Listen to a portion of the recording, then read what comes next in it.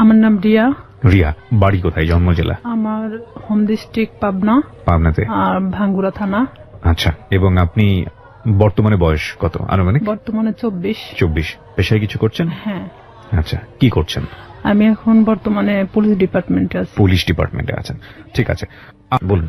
আমার শুরু থেকে মনে আছে যেখান থেকে আমরা ওইভাবে খুব একটা ধনী ফ্যামিলিও না, আবার খুব একটা যে গরিব ফ্যামিলি সেটাও না। আমার দুটা মা, আমার বড় মা মারা যাওয়ার পরে আমার মা। জি। তো সেখানে আমার ওই ঘরের 2 বোন আছে। জি। আমরা 1 ভাই 3 বোন, এই যে আমরা সর্বমোট 6 জন। আমার যে মা মারা গেছে সে অনেক ছোট রেখে বাচ্চাদের রেখে মারা যায়। তো সেখানে আমার মাই তাদেরকে লালন পালন করে। আমরা কখনো বুঝতে পারি নাই যে তারা আমার সৎ বোন। এভাবে এখনো আমাদের এই ফ্যামিলিটা এভাবেই আছে। আমার বাবা কি করতেন? আমার বাবা কৃষক। আমরা যখন ছোট ছিলাম তখন আমার বাবা রিক্সাও চালাতো। তো সেখানে আমরা সার্ভিস লাইফে 3 জন আছি, আমি, আমার ছোট বোন আর আমার ভাই। 3 জনই আমরা পুলিশ ডিপার্টমেন্টে আছি। আমি বলি গর্বের বিষয় যে আমার বাবা একজন কৃষক কিংবা রিক্সা চালক হিসাবে আমাদেরকে যেখানে নিয়ে আসছে, এটা অনেক বড় বিষয়। নিশ্চয়ই। আমার বাবা অন্যের জমি চাষ করতো, অন্যের জমি লিজ নিত, বর্গা নিত, নিয়ে চাষ করে আমাদের জীবনটা এভাবেই চলতো। কিন্তু কখনো আমরা যে 5 বোন 1 ভাই, আমার বাবা কখনো অন্যের কাছে হাত পাততে দেয়নি। আমরা যতটুকুন পাইতাম কখনো আমরা বুঝি নাই অভাবটা, কারণ আমাদের বুঝতে দিত না। ঈদের সময় আসলে আমাদেরকে সবাইকে যেভাবেই হোক না কেন ড্রেস দিত। দেখা যেত আমার যে বড় বোন ছিল তাকে ড্রেস দিতেই হবে। তো আমি না এরকম আগে থেকেই ভাবতাম, আমার বাবা তো আসলে একজন কৃষক, সে আমাকে ঈদে দিলে পরের ঈদে হয়তো অন্যজনকে দিবে। কিন্তু আমার বড় বোনের মধ্যে এটা ছিল না। কিন্তু ও মানুষ হিসেবে খুব ভালো একটা মানুষ। কিন্তু সেখানে আমার ভাই তো বড় ছিল, আমাদের 3 বোনের বড় ছিল। ভাই তো ইচ্ছা করলে কিছু করতে পারতো, কিন্তু সে একটা অন্যরকম কোয়ালিটির। তার সাথে কখনো কথা বলা যেত না, রাগান্বিত, সে যেটা ভাববে সেটাই। তো এরকম দেখা গেল যে সে যখন এসএসসি পরীক্ষা দেওয়ার পরে সে ফেল করে, কারণ অন্যরকম বন্ধু বান্ধবের সাথে মিশতো, বিভিন্ন করতো। তো বাবা অনেক করতো যে আমার তো একটাই ছেলে আর ভবিষ্যৎ প্রজন্ম তো আমার এটাই। আমার বাবা দেখা যেত আমার ওই 2টা বোনকে বিয়ে দিয়ে দিছে, আমার বড় মায়ের, আর আমার বোন যেটা বড় তাকেও বিয়ে দিয়ে দেয়। তো দেখে আমার চাচা কিংবা আমার ফুপারা সবাই মিলে ভালো ভালো দেখে বিয়ে দিছে। দেওয়ার পরে তো এখন থাকলাম আমি। আপনার বয়স কত তখন? তখন আমার বয়স 13 বছর। আচ্ছা। তখন দেখা যায় তো বিভিন্ন সময় আমাকে বিভিন্ন ছেলেরা দেখতে আসতো, কিন্তু এটা আমি পছন্দ করতাম না। আমার চিন্তা ভাবনা ছিল পড়াশোনা করব, আমি নিজের পায়ে নাও দাঁড়ালে আমি একটা ম্যাচিউরড হওয়ার পরে বিয়ে করব, এরকম আমার চিন্তা ভাবনা ছিল। তো সেখানে দেখা যাচ্ছে যে আমার চাচা চাচিরা যারা আছে আমাদেরকে নিয়ে অনেক রকম কথা বলতো, কারণ তাদের 2 ছেলে 2 মেয়ে, 2 ছেলেই শিক্ষিত, 2টা মেয়ে শিক্ষিত। তো সেখানে তাদের চেয়ে আমরা একটু হলেও নিমছিলাম, কারণ আমার বাবা যখন ছোট ছিল তখন আমার চাচাকে সেই বিয়ে পর্যন্ত সেই পড়াইছে। আমার বাবা ছোট ছিল তারপরও তাকে পড়াইছে আমার বাবা। তো সেখানে আমার ভাইকেও অনেক বোঝানো হয়, সে পড়াশোনা বাদ দিয়ে দেয় অলরেডি, যা তার ভালো লাগে না। ভালো লাগে না, তুমি কিছু একটা করো। আমার বাবার কথা যে কিছু একটা করো, কারণ তোমাকে আমি কত বছর বসায় রাখে খাওয়াবো। আমার ভাই বলে যে আমি কিছু করতে পারবো না, সে একদম চাচাছোলা কথা বলে, বিভিন্ন সময় মাকে মারতে যায়। এক কথায় যে সে অন্যরকম একটা কোয়ালিটির মানুষ। সবার বড় ছিল উনি। হ্যাঁ, উনি কাজ করছে, এগুলো করে, বন্ধু বান্ধবের সাথে মেশে। ও যেখানে 16-17 বছর বয়স, আর ও যাদের সাথে মিশতেছে তাদের 25-26 বছর বয়স। আইসে দেখা যেত কেউ কথা বললে তারাই মারতো ধরে। যেহেতু আমরা ছোট ছিলাম, আমার 5 বোনের মধ্যে আমি সবসময় রুখে দাঁড়াতাম। তো আমি বলতাম, কেন তুমি মাকে মারতে যাবা, দোষটা তো তুমি করছো, তুমি পড়াশোনা করো না, তুমি বন্ধু বান্ধব নিয়ে আড্ডা দাও। তার কথা যে আমি কেন এই কথাগুলো বলবো, তার ইচ্ছা বাবা থেকে টাকা যাচ্ছে ওকে দিতে হবে। নেশা করতো না, কিন্তু তাস খেলতো, এটা খেলতো, সেটা খেলতো। আমার বাবা যখন দিত না তখন দেখা যেত যে ও বিভিন্ন সময় মাঠ থেকে নিয়ে যেত, মাকে জোরপূর্বক ভাবে মাঠ থেকে কারাছেড়া করে নিত, এরকম। তো এই সময়টা কি আপনি লেখাপড়া করছিলেন নাকি? লেখাপড়া আমি তখন স্টাডিং রানিং এ আছি। কোন ক্লাসে পড়ছিলেন তখন? আমি তখন 6-7 এ পড়ছেন। আচ্ছা। আমার ভাই প্রতিনিয়ত আমাকে দেখতে পারে না। ও যদি খাইতে বসে সেখানে যদি আমি যাই, ও ওখান থেকে উঠে চলে যাচ্ছে, কিংবা ভাতের প্লেটটা আর যদি ফেলে দিল। আমি যদি কারোর সাথে কথা বলি, দেখা যাচ্ছে সেটা নিয়ে এসে বাড়িতে তিলকে তাল বানানো হচ্ছে। মানে বিভিন্ন, যেটা ধর্তব্য তুল্যের মধ্যে বলাই চলে না। অলওয়েজ সময় মানে আমার দোষটা খুঁজে বেড়াতো, কারণ আমি সবসময় প্রতিবাদী ছিলাম। আমি আমার বাবার পক্ষে ছিলাম, আমার মার পক্ষে ছিলাম। আমার বাবা যখন কৃষক, উনি যখন মাঠে কাজ করত, আমি হেল্প করতাম। বর্ষার শেষে আপনার রসুন, পেঁয়াজ এগুলো অনেক কিছু গাড়া হয়। ওকে। তো সেই সময় আমি আমার বাবার সাথে গিয়ে আমি ওই পেঁয়াজ রসুন গুলো আমি কাটতাম। মানে দিনের পর দিন এভাবে আমি জমিতে কাজ করতাম। হ্যাঁ, জমিতে কাজ করতাম। তো এলাকার সবাই বলতো যে এটা যদি অমুকের মেয়ে না হয় ছেলে হতো, ভবিষ্যতে অনেক কাজ হতো।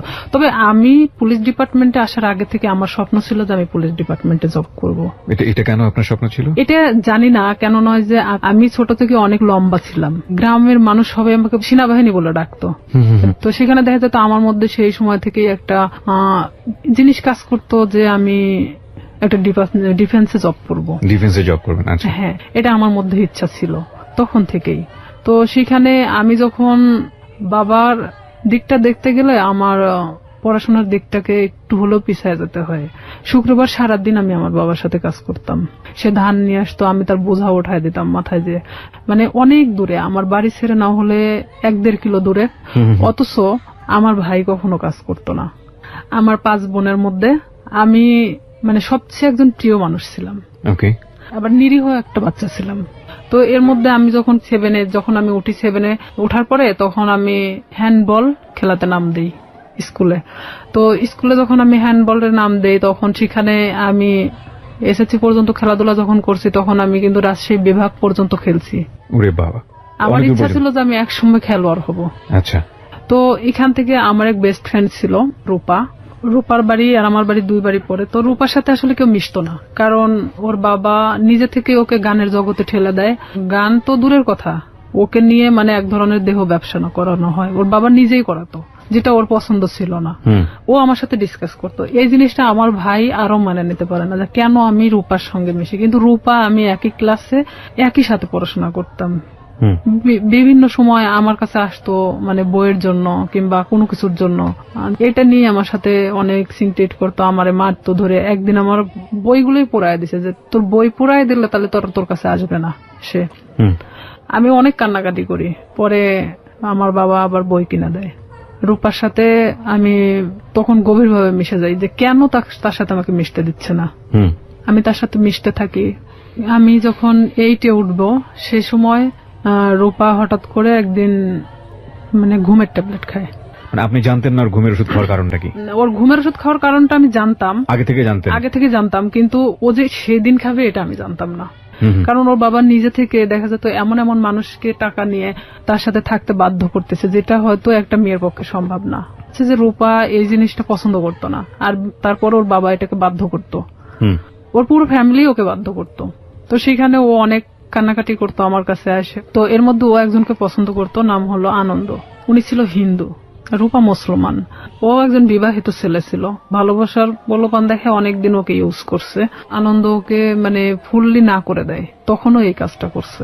তো ও যখন এই কাজটা করবে, তার কিছু সময় আগেও আমার কাছ থেকে ঘুরে গেছে। ও যে 2 দিন খাইছিল না, এটাও আমি জানতাম না। তো এর মধ্যে গিয়ে ও অত ঘুমের ট্যাবলেট খেয়ে নিছে।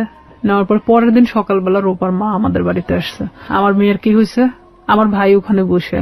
তো বলতেছে ও ঘুম থেকে উঠতেছে না, ওর মুখ দিয়ে টিয়া বের হচ্ছে। আমি কিছুই জানতাম না তখন পর্যন্ত, বিষ খাইছে না ঘুমের ওষুধ খাইছে না কি খাইছে। তখন আমি চলে গেলাম ওদের বাড়িতে। যাওয়ার পরে দেখি যে হ্যাঁ, ওর মুখ দিয়ে অনেক গুলটানি বেরোচ্ছে। তখন আমি ওকে অনেক জাগানোর চেষ্টা করি, তো জাগে না। পরে আমি জানতামও না যে ও কি খাইছে। তখন ভাবতেছি যে কে আসলে হসপিটালে নিয়ে যাওয়া উচিত। ওর মা ওর বাবা কি করলো, ওকে উঠায় রাস্তায় ফেলে দিয়ে গেল, যে তোর বেস্ট ফ্রেন্ড মারা গেলে তুই দায়ী। তখন আমার ভাই তো আমার ওখানে খুব মারলো।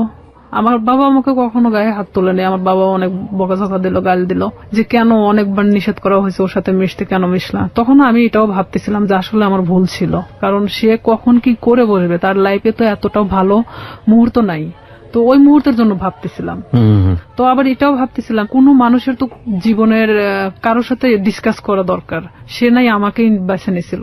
তখন আমি অনেক কান্নাকাটি আমি নিজে থেকেও করলাম, যেহেতু আমার ভাই আমাকে মারছে। কোন ক্লাসে তখন আপনি? আমি ক্লাস তখন 8-এ। ক্লাস 8-এ, ওকে। তখন আমি অনেক কান্নাকাটি করার পরে তখন তারপরেও আমি ওকে ছাড়তেছি না, যে ও যদি মারা যায় তাহলে তো এটা তো আমার প্রবলেম হয়ে যাবে। তো আমি আমার বাবাকে অনেক রিকোয়েস্ট করলাম, চলো আমাদের বাড়িতে নিয়ে যাই। এলাকার কিছু ডাক্তার আছে যে ওই যে সাইকেলে করে ডাক্তারি করে বেড়ায়, তো ওনাকে নিয়ে আসা হলো। তখন উনি বলতেছে যে আসলে ওকে হসপিটালে ভর্তি করা উচিত, ওকে এখানে রাখলে মারা যেতে পারে। তখন আমরা নিজে থেকে তাকে হসপিটালে ভর্তি করি। তার 3 দিন পরে সে একটু স্বাভাবিক হয়। তখন আমি ওকে ওখানেই জিজ্ঞেস করি, রূপা কেন তুমি এটা করছো, আর তোমার জন্য তোমার ফ্যামিলি আমাকে হ্যারেস করতেছে। রূপা ও তো তখন খুব একটা ভালো কথা বলতে পারতো না।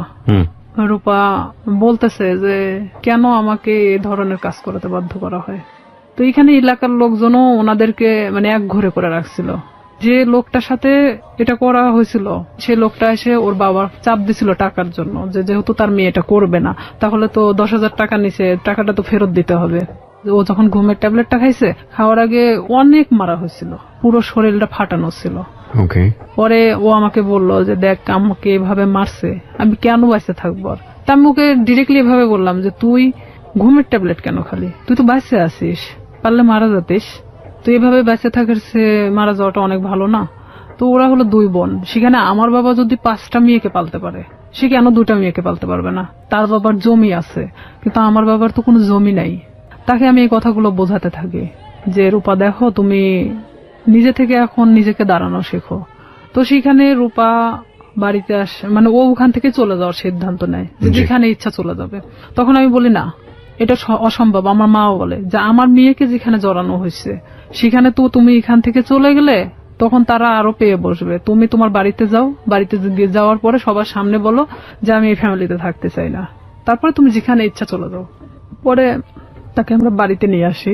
নিয়ে আসার পরে আমার বড় চাচা, তারপরে এলাকার কিছু লোকজন, চেয়ারম্যান নিয়ে তার বাড়িতে যাওয়া হয়। যাওয়ার পরে রূপা এক কথায় বলে যে আমি এগুলো করতে পারবো না, যার কারণে আমি সুসাইড করতে চাইছি। তো এখানে তো আসলে রিয়ার সাথে কোনো ইয়ে ছিল না, ও আমার সম্পর্কে জানতো এটাই। তখন ওর ফ্যামিলির সামনে, সবার সামনে যখন এই কথাটা বলার পরে তখন ওর ফ্যামিলি বলতেছে যে না, ওকে ফুসলাইছে, ও ঠিক আছে আমাকে দোষ দিচ্ছে। ও সবার সামনে বলল না, ওর কোনো দোষ নাই, আমি আজকে থেকে এখান থেকে চলে যাবো, আমার যেখানে ইচ্ছা চলে যাবো, আমি এই ফ্যামিলিতে থাকতে চাই না। তখন ও নিজের ইচ্ছায় ওর বাসা থেকে ওর কাপড় চোপড় যা ছিল নিয়ে বের হয়ে চলে যায়। তো সেখান থেকে আমি এক কথায় যে নিঃসঙ্গ হয়ে পড়ি, একা। তখন দেখা যাচ্ছে যে আমার ভাইয়ের সাথে একটা ছেলে পড়তো, ছেলেটার নাম হলো শামীম। তো এই শামীম, আমি তাকে তখন ভাই বলে ডাকতাম, যেহেতু আমার ভাইয়ের ফ্রেন্ড। তো আমাদের বাড়িতে অনেক আগে থেকে ওঠা বসা, সেটা আমি বলতে পারবো না যে কবে থেকে। আমার মনে হয় যে জ্ঞান হওয়ার পর থেকে তাকে দেখতেছি। সে আমাদের বাড়িতে ওঠা বসা করতো, আমি ওইভাবে কখনো তাকে দেখি নাই। আমি আবার কিছু জিনিস নিয়ে ভাবতাম যে আসলে আমার কিছু করা দরকার, পড়াশোনার খরচটাও বেড়ে যাচ্ছে, আর এখানে দেখা যাচ্ছে যে আমি নিজের পায়ে এখন থেকে দাঁড়াতে চাই। তো সেখানে আমার বাসাটা আসলে প্রপার থেকে 1 কিলো ভিতরে, খুব একটা দূরে না। মাঝখানে একটা অফিস আছে, ডিশ লাইন অফিস। তো সেই ডিশ লাইন অফিসে মেয়েদেরকে নিয়োগ দেওয়া হচ্ছিল যে তারা বিল কালেক্ট করবে। তো 4,500 থেকে 5,000 টাকা বেতন হবে। আমি যদি এই কাজটা করি তাহলে দেখা যাচ্ছে যে অন্তত আমি আমার নিজেকে নিজে চালাতে পারবো, এমনকি আমি একটু হলো নিজের লাইফটাকে বুঝতে শিখবো। তো ওনারা বলতেছে যে তুমি আমাদের ফিক্সড বেতন হলো 4,500 টাকা, আমরা তোমাকে কিছু এলাকা দেবো, সেই এলাকাটা নেওয়ার পরে তুমি যদি চাও যে হ্যাঁ আমি তার চেয়ে বেশি নিতে পারবো, তাহলে তোমার বেতনটা বাড়বে। আর যদি তুমি সেই এলাকার মধ্যেই থাকো যে এর চেয়ে আমি বেশি পারবো না, তাহলে তোমার 4,500 টাকার বেশি হবে না। আমাকে সব কথা খুলে বলা হয়। প্রথম মাসটা আমি 350 কার্ড নেওয়া হয়, 4টা এলাকায় 350 কার্ড ছিল, 350 ডিশ লাইন ছিল। তখন আমার তো নিজের এলাকা, প্রপার থেকে আমার বাড়ি যতটুকুন দূরে এতটুকুনের মধ্যে সবকিছু। তো এক একটা বাড়িতে দেখা যাচ্ছে 2টা-3টা করেও ডিশ লাইন থাকে। তো 350 কার্ড খুব একটা বেশি জায়গা না। আমার ভাই এটা পছন্দ করতো না, কিন্তু আমার বাবা পছন্দ করতো।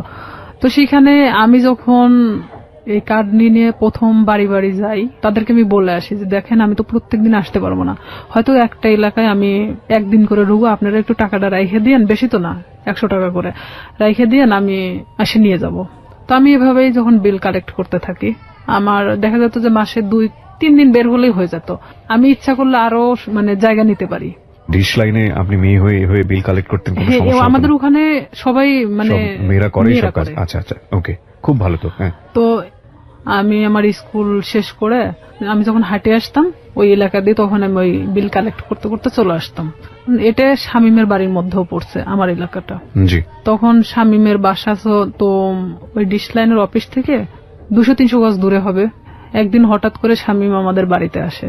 উনি কি মানে সম্পর্কে কি হতো আপনাদের? সম্পর্কে আমার ভাইয়ের বন্ধু। আপনার ভাইয়ের বন্ধু হতো? হ্যাঁ, ওইভাবে চিনা, কিন্তু আমি কখনো কথা বলতাম না। হঠাৎ যদি কথা বলতাম মানে ভাইয়া হিসাবে কথা বলতাম। সে আমার 10 বছরের সিনিয়র ছিল।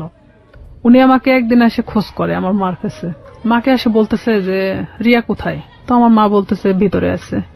এখন আমাকে ডাক দিল, আমি আসলাম। তো বলতেছে যে তোমার নাম্বারটা দেওয়া যাবে?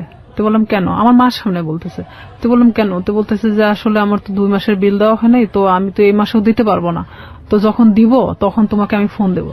তো বললাম ঠিক আছে। যেহেতু ভাইয়ের বন্ধু, সেখানে তো আমি কখনো এ ধরনের কোনো কিছুই ভাবি নাই তাকে নিয়ে। আমাকে যেদিন নাম্বারটা নিয়ে গেছে তার পরের দিন রাত্রে ফোন দেয়। এটা হলো 2007 সালের ঘটনা। আমি তখন ক্লাস 8 এর শেষের দিকে। আমি ফোনটা রিসিভ করলাম। রিসিভ করার পরে সে কথা বললো না, আর আমি ওনার নাম্বারটা চিনতামও না। কথা বলে না। তো 2-3 বার আমি ফোনটা রিসিভ করলাম। রিসিভ করার পর তখন রাত 12টা বাজে। আর 2007 সালের ওদিকে 12টার পরে যে 25 পয়সা মিনিট ছিল, তো সেই সময় ও আমারে ফোন দিত। তো ফোন দিত, আমি কথা বলি যে কে কে এরকম বলতাম। আর তখন ওইভাবে আসলে ব্ল্যাক লিস্ট এটা সেটা বুঝতামও না। তো ওইভাবে তো ফোনটা ব্ল্যাক লিস্টও করতে পারতেছি না। এখন আমি তো বারবার বলতেছি কে আপনি, কথা বলেন না কেন? তো হঠাৎ করে অন্য একটা নাম্বার থেকে ফোন দিছে। তো এখন বলতেছে রিয়া আমি শামীম। আমি বলতেছি কোন শামীম? তো বলতেছে যে তুমি আমাকে চেনো না? আমি বললাম না।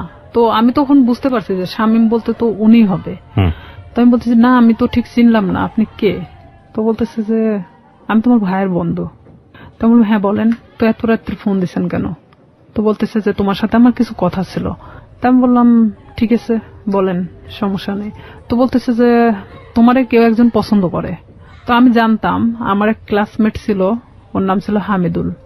তো ও আমাকে এর আগে ঠিক 4-5 দিন আগে আমাকে মানে প্রপোজ করে, যেটা আমি অ্যাকসেপ্ট করি না করাতে তো আমি ভাবলাম যে ওরই বাড়ির পাশের। আবার ভাবলাম যে হয়তো ওকে ওই কথাটা বলছে, যার কারণে আবার আমাকে এটা জানাচ্ছে। তো আমি বলতেছি আমি জানি যে কে। তো বলতেছে কে? তো বললাম হামিদুল। আমি ওকে পছন্দ করি না, ওকে নিষেধ করে দিন, ও যেন আমাকে এই ধরনের মানে প্রস্তাবনা না দেয়। তখন বলতেছে আমি তো এটা জানতাম না যে হামিদুল তোমাকে পছন্দ করে। তা আমি বলতেছি তাহলে আপনি কার কথা বলতেছেন? তো বলতেছে যে আমি আমার নিজের কথাই বলছি। সে ডিরেক্টলি এভাবে বলতেছে যে আমি আমার নিজের কথাই বলতেছি। সে যখন এইভাবে বলতেছে যে আমি আমার নিজের কথা বললাম, তখন আমি এক মুহূর্তের জন্য চুপ হয়ে গেছি যে সে কি বলে, এটা কি আদৌ সম্ভব যে আমার ভাইয়ের বন্ধু, তারপরে আমার চেয়ে 10 বছরের সিনিয়র? তো আমি সেখানে না বলে দিই, যেটা ভাই কখনোই সম্ভব না।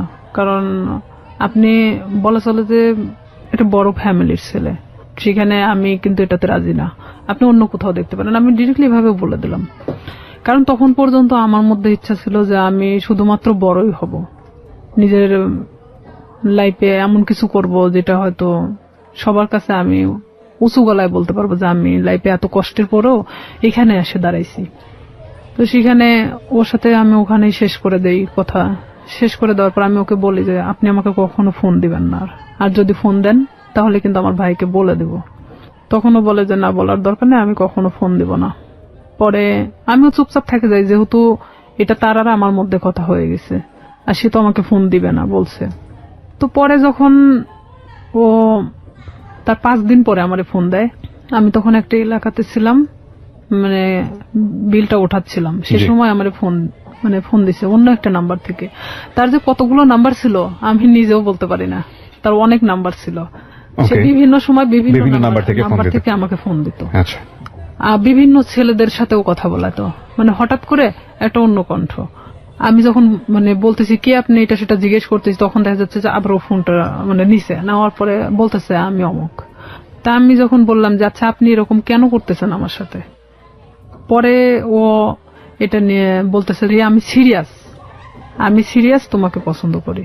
তো আমি বললাম ঠিক আছে, পছন্দ যখন করেন এটা তো আসলে পছন্দের বিষয় হলো এমন একটা জিনিস থাকে, সেটা হলো যে কিছু জিনিস আছে যে সুন্দর, কিন্তু সেটা আমার জন্য না। ওকে। তো সেখানে আপনি একটা বড় লোক ফ্যামিলির ছেলে, আপনার সাথে সম্পর্ক হওয়াটা আমার জন্য অনেক ওই ছিঁড়া কাঁথায় শুয়ে লাখ টাকার স্বপ্ন দেখার মতো। এটা কখনোই সম্ভব না। পরেও আমাকে বলে যে না, আমি সত্যি সিরিয়াস বলতেছি, আমি তোমাকে খুব পছন্দ করি। পরে আমি পুরোপুরি সিম কার্ডটাই চেঞ্জ করে দিই, যে তার সাথে সম্পর্ক করা আমার মোটেও পসিবল ছিল না। এটা তো অসম্ভব একটা জিনিস। তখন আমাকে নেক্সট বার সে আমার সাথে মানে বাজারে দেখা হয় যখন, তখন আমারে বলতেছে রিয়া বিলটা নিয়ে আসিও। তো তখন আমি বলি যে এখানেই দিয়ে দেন, আমি তো এখানেই আছি, কার্ডটা আমার সঙ্গেই আছে, আপনি এখানেই দিয়ে দেন। তো বলতেছে না, আমার কাছে তো এখন টাকা নেই, বাসায় যেয়ে নিয়ে আসো। তো আমি তো জানি বাসা তো এমন একটা জিনিস যেখানে সবাই থাকে, বাবা মা ভাই বোন সবাই তো আছে। ওকে। তখন ওনার 3 মাস পেন্ডিং ছিল, যে বিলটা উনি দিচ্ছিল না, ইচ্ছাকৃতভাবেই সে দিচ্ছিল না। পরে আমি যখন ওর বিলটা আনতে যাই, তো আমি এরকম দরজার সামনে, ওদের রুমটা হলো বেলকুনির সাথে যে দরজাটা আছে, এটা হলো ওর ঘরের রুম, মানে ঘরের যে দরজাটা এটা, আর ভিতর দিয়ে একটা দরজা আছে যেটাতে ওর মা বাবারা ওই পাশ দিয়ে বের হয় সবসময়, আর ও এই পাশ দিয়ে বের হয়। তো আমি তো এখানে গিয়ে দাঁড়াইছি। দাঁড়ানোর পরে আমি যখন নক করি, ও বের হয়ে আসে। বের হয়ে আসার পরে তখন আমি কার্ডটা বের করে বললাম যে ভাই বিলটা দেন। তখন আমি জানতাম না ওর বাসায় লোক ছিল না। বিরতি নেব প্রিয় শ্রোতা। এই পর্যায়ে আমরা ছোট্ট একটা বিরতি নিচ্ছি, মাত্র 4 মিনিটের বিরতি। আপনারা শুনছেন close up presence hello 8920 ABC radio FM 89.2 তে। আমি আরজি কিবরিয়া রয়েছে আপনার সঙ্গে, এবং রিয়া আজকে তার জীবনের গল্প এখানে বলছে। রিয়াকে দেখার জন্য বা কোনো কমিউনিকেট করার জন্য, কিছু বলার জন্য আপনারা আসতে পারেন আমার ফেসবুক পেজে। ফেসবুকের ঠিকানা www.facebook.com/kibria.rj। আমি আবারও বলছি www.facebook.com/KEBRIA.RJ। পেজটি আছে আরজি কিবরিয়া নামে। And please like this page. ফিরে আসছি ঠিক 4 মিনিট পর। আসলে এখানে আরেকটা বিষয় যে ওর 6 বোন, 6 বোনই প্রাইমারি স্কুলের টিচার। তো দেখা যায় যে 9টার পরে ওদের বাসা থেকে ওর মা ওর বাবা ছাড়া কেউ থাকে না, এটা আমি জানতাম আগে থেকে। তো ওর এক ভাই, মানে ওকে দিয়ে 2 ভাই। ওর ছোট যে, সে হলো ঢাকাতে কোনো একটা এই কম্পিউটার সফটওয়্যার ইঞ্জিনিয়ার। তো ও ওখানে বাড়িতে তো থাকে না, এখন স্বামী একমাত্র বাড়িতে থাকে। তো আমি তো জানি অবশ্যই ওর বাবা ওর মা তো বাড়িতে আছে, কারণ ওর বোনরা তো সবাই টিচার, সবাই যে যার মতো 9টার পরে বের হয়ে চলে যায়। তো এখানে আমি তো গেছি তখন 11:30 বাজে। সেদিন আমি স্কুলে যাইনি, না যাওয়া তো ওখানে গেছি। যাওয়ার পরে এখন আমি ওর যখন ঘরে নক করি, দরজায় নক করার পর ও বের হয়ে আসে, মানে দরজার ওই ভিতর পারে আর আমি বাহির পারে দাঁড়িয়ে। তো আমি কার্ডটা তো হাতে আমার আছেই বের করানো, আমি তখন কার্ডটা ওনাকে দেখে বলি যে আপনি তো 3 মাস পেন্ডিং আছে, তো আপনি বিলটা যদি দিতেন ভালো হতো, আর না হলে ডিশ লাইন মানে ডিসকানেক্ট করা হবে। তো এখন ও বলতেছে ঠিক আছে, আমি টাকাটা নিয়ে আসতেছি। ভিতরে গেল, ভিতরে যাওয়ার পরে বের হয়ে আসার পরে আমাকে বলতেছে দাও কার্ডটা দাও, মানে ওখানে সিগনেচার করা হয়। তো কার্ডটা নিয়ে ও ভিতরে চলে গেল। তো সিগনেচার তো ওখানে দাঁড়াই করতে পারতো, তারপরও ভিতরে চলে গেল। আমি কিছু বললাম না, আমি চুপচাপ ওখানে দাঁড়িয়ে আছি। যেহেতু আমাকে এর আগে প্রপোজ করছে, সেখানে ওর সাথে আমার ওইভাবে কথা বলার কোনো রুচিও জাগতেছে না, কিন্তু আমি একটা কাজের ক্ষেত্রে দেখা যাচ্ছে এটা আমি বাধ্য। তো সেখানে আমিও চুপচাপ দাঁড়াই আছি। ও ভিতর থেকে আসলো, ভিতর থেকে কার্ডটা রেখে আসছে। তাই আমি বলতেছি ভাইয়া কার্ডটা তো রেখে আসলেন, কার্ডটা নিয়ে আসেন। তো বলতেছে যে আসে নিয়ে যাও। এসে নিয়ে যাও।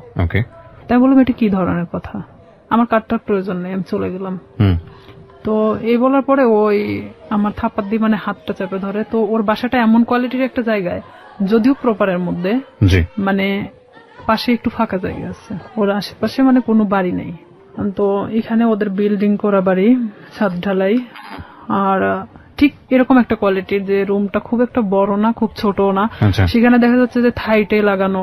তো সেখানে যদি ভিতরে থাই গ্লাস গুলো লাগানো আছে, তো এখানে যদি ভিতরে একজনকে নিয়ে যাওয়া হয়, বাইরে কিছু শুনতে পাবে না।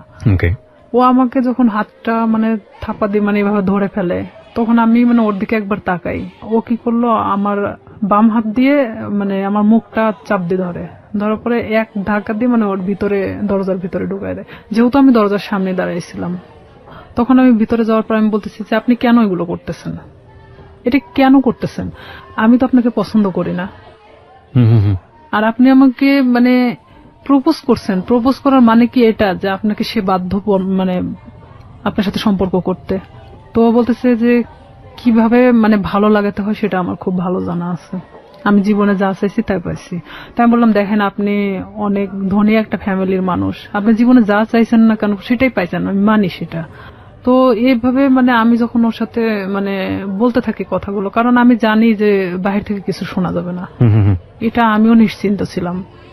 এক পর্যায়ে সে আমার সাথে অনেক মানে ধস্তাধস্তি করতে থাকে, করতে থাকার পরে এক পর্যায়ে সে আমার সাথে মানে খারাপ কিছু করেও ফেলে। তখন আমি একদম দিশেহারার মতো হয়ে যাই যে আসলে এটা কি হয়ে যাচ্ছে আমার সাথে, এটাকে আমার সাথে আসলে হওয়াটা উচিত ছিল। আমি তাকে তো বারবার মানে বোঝানোরও চেষ্টা করতেছি, তারপরেও তার একটাই কথা যে আমি তোকে যেভাবে হোক আমি চাই, এটাই তার সাথে। বয়সে 10 বছর বড় ছিল। হ্যাঁ, আমার চেয়ে 10 বছরের বড় ছিল। আর আমি তখন বললাম তো প্রথমে অনেক আগেই বলে আসছি, আমি অনেক ভীতু কোয়ালিটির একটা মানুষ ছিলাম, আমি খুব একটা মানুষের সাথে কথা বলতে পারতাম না। আমি যে ডিসলাইনের কাজটা করতাম এখানেও দেখা যেত আমি অনেকের সাথে কথা বলতাম না, যাইতাম আমি কার্ডটা বের করে দিতাম, তারা টাকাটা দিত, আমি নিয়ে চলে আসতাম, এরকমই। কারণ তারা টাকাটা দিতে বাধ্য। সে যখন জোরপূর্বক ভাবে আমাকে রেপ করা হয় এক কথায়, তো কমপ্লিটলি রেপ। হ্যাঁ, তো সেখানে আমি একদম দিশেহারার মতো চুপচাপ, এক পর্যায়ে যে আমি নিস্তেজ, এতক্ষণ যে আমি ধস্তাধস্তিটা করতেছিলাম তখন সেই মুহূর্তের জন্য আমি নিস্তেজ হয়ে গেছি। মানে আমি এক কথা বলা চলে আমার শরীরে কোনো শক্তি নেই, যে আমি যে কি কথা বলবো এখন, আমার ভাষা জ্ঞান মানে সবকিছু শেষ সেখানেই। তো ওখান থেকে আমি কোনো রকম বের হয়ে চলে আসি। বের হয়ে চলে আসার পরে আমি আমার ব্যাগটা আনতে ভুলে যাই, কারণ আমি যে কিভাবে চলে আসছি সেটা নিজেও জানেন না। আমার মনে হয় যে আমি নিজেও আসলে বলতে পারবো না যে আমি কিভাবে ওখান থেকে আসছিলাম, তবে আমার এটাই মনে হয় যে আমি কোনো না কোনো ভাবে বের হয়ে চলে আসছিলাম। তো সেই মুহূর্তে ও আমাকে আটকে রাখার চেষ্টাও করে নাই, আর আমি বের হয়ে চলে আসছি। ও শুধু দরজাটা খুলে দিয়েছে, আমি বের হয়ে আসছি, এটুকুনি। কিন্তু ওখানে যে আমার ব্যাগটা রয়ে গেছে, আমার কার্ডগুলো রয়ে গেছে, মানে এরকম কোনো জ্ঞান আমার মধ্যে ছিল না, কারণ এরকম শট আমি কখনো খাইনি যেটা ওই মুহূর্তের জন্য পাইছি। তখন আমি বাড়িতে চলে আসি ডিরেক্টলি। বাড়িতে আসার পরে আমার মা জিজ্ঞেস করে তোর ব্যাগ কোথায়। তো এখানে আরো একটা কথা, আমি আরেকজনের সাথে মিশতাম, সে আমার সম্পর্কে ভাগ্নি হয়, সাথী নাম। সে অবশ্য 2013 সালে সুসাইড করছে, মারা গেছে সে। সাথীদের বাড়িতে আমি উঠা বসা করতাম মাঝে মধ্যেই।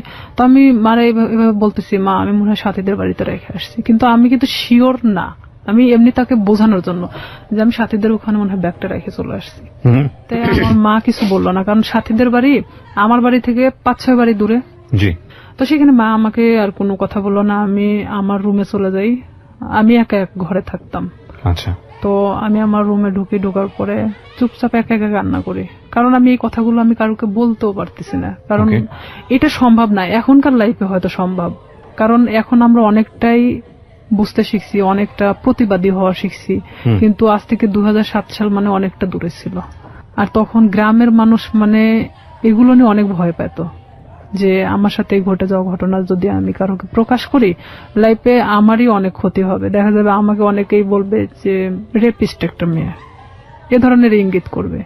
যার কারণে আমি চুপচাপ মানে কোনো কথা না বলে কারোকেই বলিনি, আমি সব নিজের মধ্যে রাখি। এভাবে যখন আমি নিজের মধ্যে রাখি, শামীম আমাকে বারবার ফোন দেয়, আমি ফোনটা রিসিভ করি না।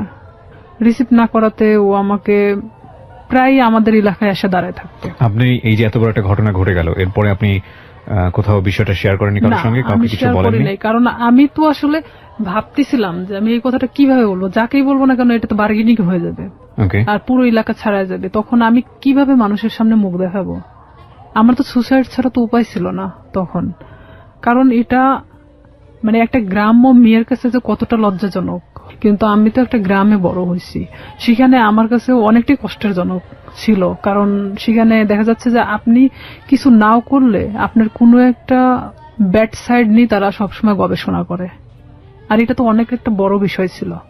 তখন আমি আমার ফ্যামিলির তো কারোকে জানাই নেই, বাট এখানে আমি যে সাথীর সাথেও মিশতাম, মানে এই রূপা চলে যাওয়ার পরে আমি সাথীরও কখনো বলি নাই যে আমার সাথে এরকম কিছু একটা হয়েছে। পরে এটা যখন ঠিক 1.5 মাস পর আমি কেন জানি বুঝতে পারি যে আমার মধ্যে কোনো একটা পরিবর্তন হচ্ছে। পরিবর্তনটা এরকম, হয়তো আমার কোনো কিছু ভালো লাগে না, খাইতে মন চায় না, উঠতে মন চায় না, বসতে মন চায় না, মানে আমি একটা অন্যরকম জিনিস ফিল করতেছি যে শরীরের ভিতরে। হ্যাঁ, যেটা এক কথায় যে আমি ঘুমাইলে উঠতে পারি না, মানে খালি ঘুমাতেই মন চায়। তারপরে আমার মা জিজ্ঞেস করতো যে তুই এরকম তো ছিলে না, খাওয়া দাওয়া বন্ধ, মানে কেমন একটা অন্যরকম। তাই আমি বলতাম যে আমি তো অনেক হাঁটাহাঁটি করি, যার কারণে আমার না ঘুমালে আর উঠতে মন চায় না, আমি বুঝতে দেয় না। পরে এইভাবে যখন আমার মা তো ওইভাবে আসলে কখনো ফোর্স করে না, কারণ তারা জানতো যে এরকম কোনো কিছু কখনো হবে না।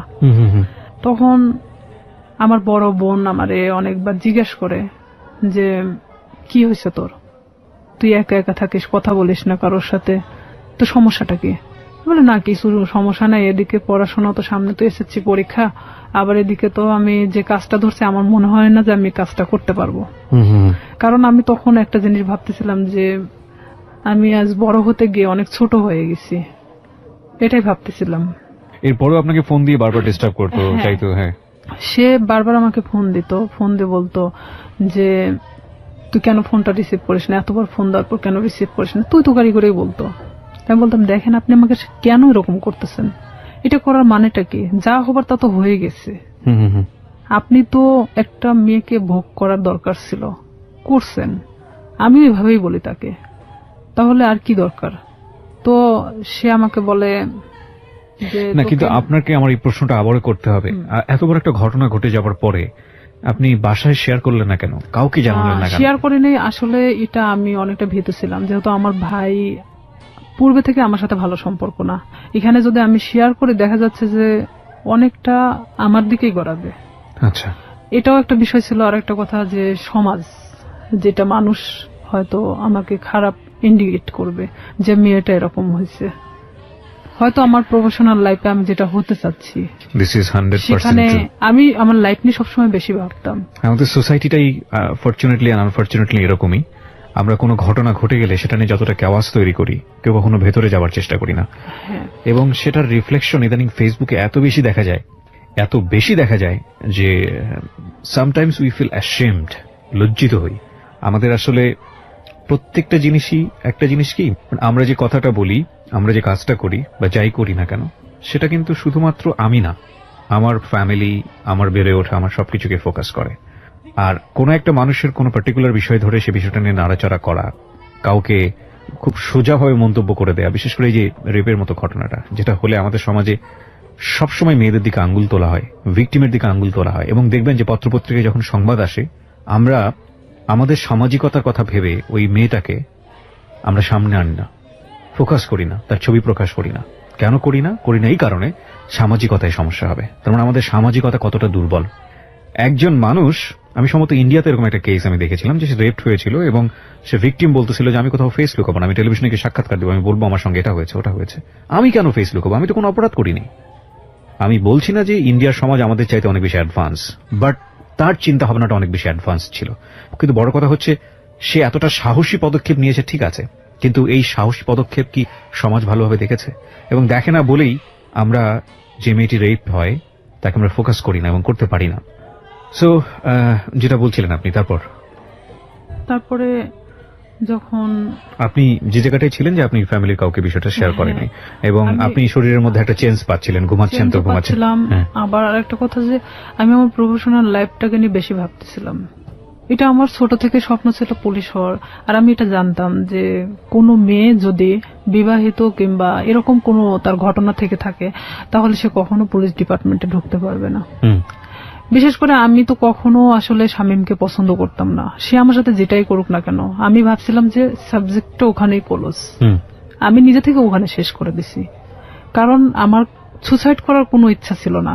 আমি কারোর কাছে রেপ হয়েছি তার মানে এই নয় যে আমি হারে গেছি, এটা আমার মধ্যে ছিল না যে আমি সুসাইড করব। আমি কখনো হারতে শিখি নাই, যেখানেই গেছি না কেন আমি যদি কষ্ট করে হলো সেটাকে আমি অর্জন করছি। তো সেখানে দেখা যাচ্ছে আমি আমার চেঞ্জের বিষয়টা, যে আমি নিজের মধ্যে মানে কোনো কিছু ফিল করতেছি যে আমি খাওয়া দাওয়া এটা সেটা আমার খুব প্রবলেম হচ্ছে, তখন আমি নিজে নিজেই মানে এটা নিয়ে ভাবতে থাকি।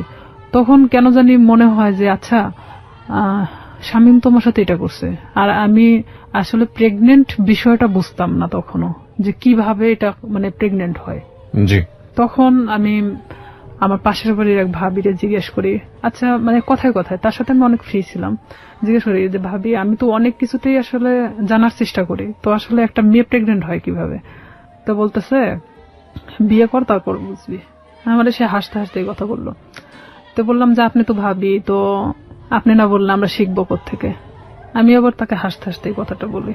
তো বলতেছে যে এরকম মানে মেয়েদের তো প্রত্যেক মাসে যে ইয়াটা হয়, এটা যদি দেখা যাচ্ছে যে কারোর সাথে মানে তার হাজবেন্ডের সাথে মেলামেশা করার পরে যদি না হয় তাহলে সে প্রেগনেন্ট। তখন আমি যখন ওখান থেকে এই কথাটা শুনছি, আপনি বিশ্বাস করবেন না, আমি মনে হয় এক মুহূর্তের জন্য এই পৃথিবী ছেড়ে চলে গেছি। যে আমিও তো ঠিক 1.5 মাস হলো এরকম অবস্থাতে আসছি, আমারও তো এটা হয়নি, তার মানে কি আমি প্রেগনেন্ট? এটা আমি এখন কিভাবে এটাকে লুকাবো? কারণ এতক্ষণ পর্যন্ত যা ঘটে গেছিল সেটা লুকানো সম্ভব ছিল, বাট এটা এখন আমি কিভাবে লুকাবো? এটা কি আদৌ সম্ভব? আর তখন এক মুহূর্তের জন্য মনে হচ্ছিল যে আমার চেহারার মধ্যে একটা অন্যরকম ছাপ নামে আসে। তখন আমার ওই ভাবি বলতেছে তোর কি হয়েছে? আমি বললাম না আসলে শরীরটা কয়েকদিন ধরে ভালো লাগতেছে না, অটোমেটিক কেন জানি মনে হচ্ছে প্রেশারটা নামে গেছে। তো আমি তো ওখানে বসে পড়ি, প্রায় আমি আধা ঘন্টার মতো বসে মানে নিজে নিজে ভাবতে থাকি। আর আমার শরীরটা এত ঘামতেছিল, মানে এক কথায় যে আমি মৃত মানুষের মতো বসে আছি। তো তখন ভাবি যে এটাকে আমি কিভাবে সমাধান করব, আমি কিভাবে আমার ফ্যামিলিকে বলবো এখন, যেটা 1.5 মাস আগে ঘটে যাওয়া ঘটনা। আর এর মধ্যে কন্টিনিউ ও আমার সাথে এরকম যোগাযোগ রাখার চেষ্টা করে, কিন্তু আমি রাখি না। তখন ইচ্ছাকৃতভাবে আমি ওকে ফোন দেই ব্যাপারটা আসলে জানানোর জন্য যে এটার কি কোনো সমাধান আছে কিনা, যদি হয় নিজে থেকে সমাধান করার মতো। কারণ আমি চাই না যে আমি আমার লাইফে কখনো থেমে থাকি কারোর জন্য। তখন ওকে আমি যখন ফোন দিয়ে বলি যে শামীম আমি তো এরকম, আর এটা বিষয় তো আমি জানতামও না, তুমি তো আমার চেয়ে 10 বছরের সিনিয়র, তুমি যে আমার সাথে এটা করছো, যেটাই করো না কেন তুমি আমাকে বলতে পারতা যে এরকম হওয়ার সম্ভাবনা আছে, তুমি সেটাও আমাকে বলো নাই। তো এখন বলতেছে যে এখন তুই কি করবি সেটা তুই জানিস, সেটা আমি জানি না। তখন থেকে totally or SIM card of, মানে যখন আমি ব্যাপারটা ওকে জানাই তখন থেকে ওর সিম কার্ডটা টোটালি অফ করে দেয়। আমরা আরেকটা বিরতি নিচ্ছি রিয়া, তারপর সিমটা বন্ধ। হ্যাঁ, সিমটা তখন বন্ধ ছিল। আমি অনেক চেষ্টা করি, আমি সারা রাত চেষ্টা করি, কারণ সেই ছিল একমাত্র আমার লাইফের ঘটনা জানে, যেটা তার সাথে ঘটে যাওয়া। কোনো ক্রমে যদি আমাকে এটা থেকে মানে রেহাই দিত তাহলে হয়তো আমি আমার সামনের লাইফটা হয়তো ভালোভাবে কাটাতে পারতাম।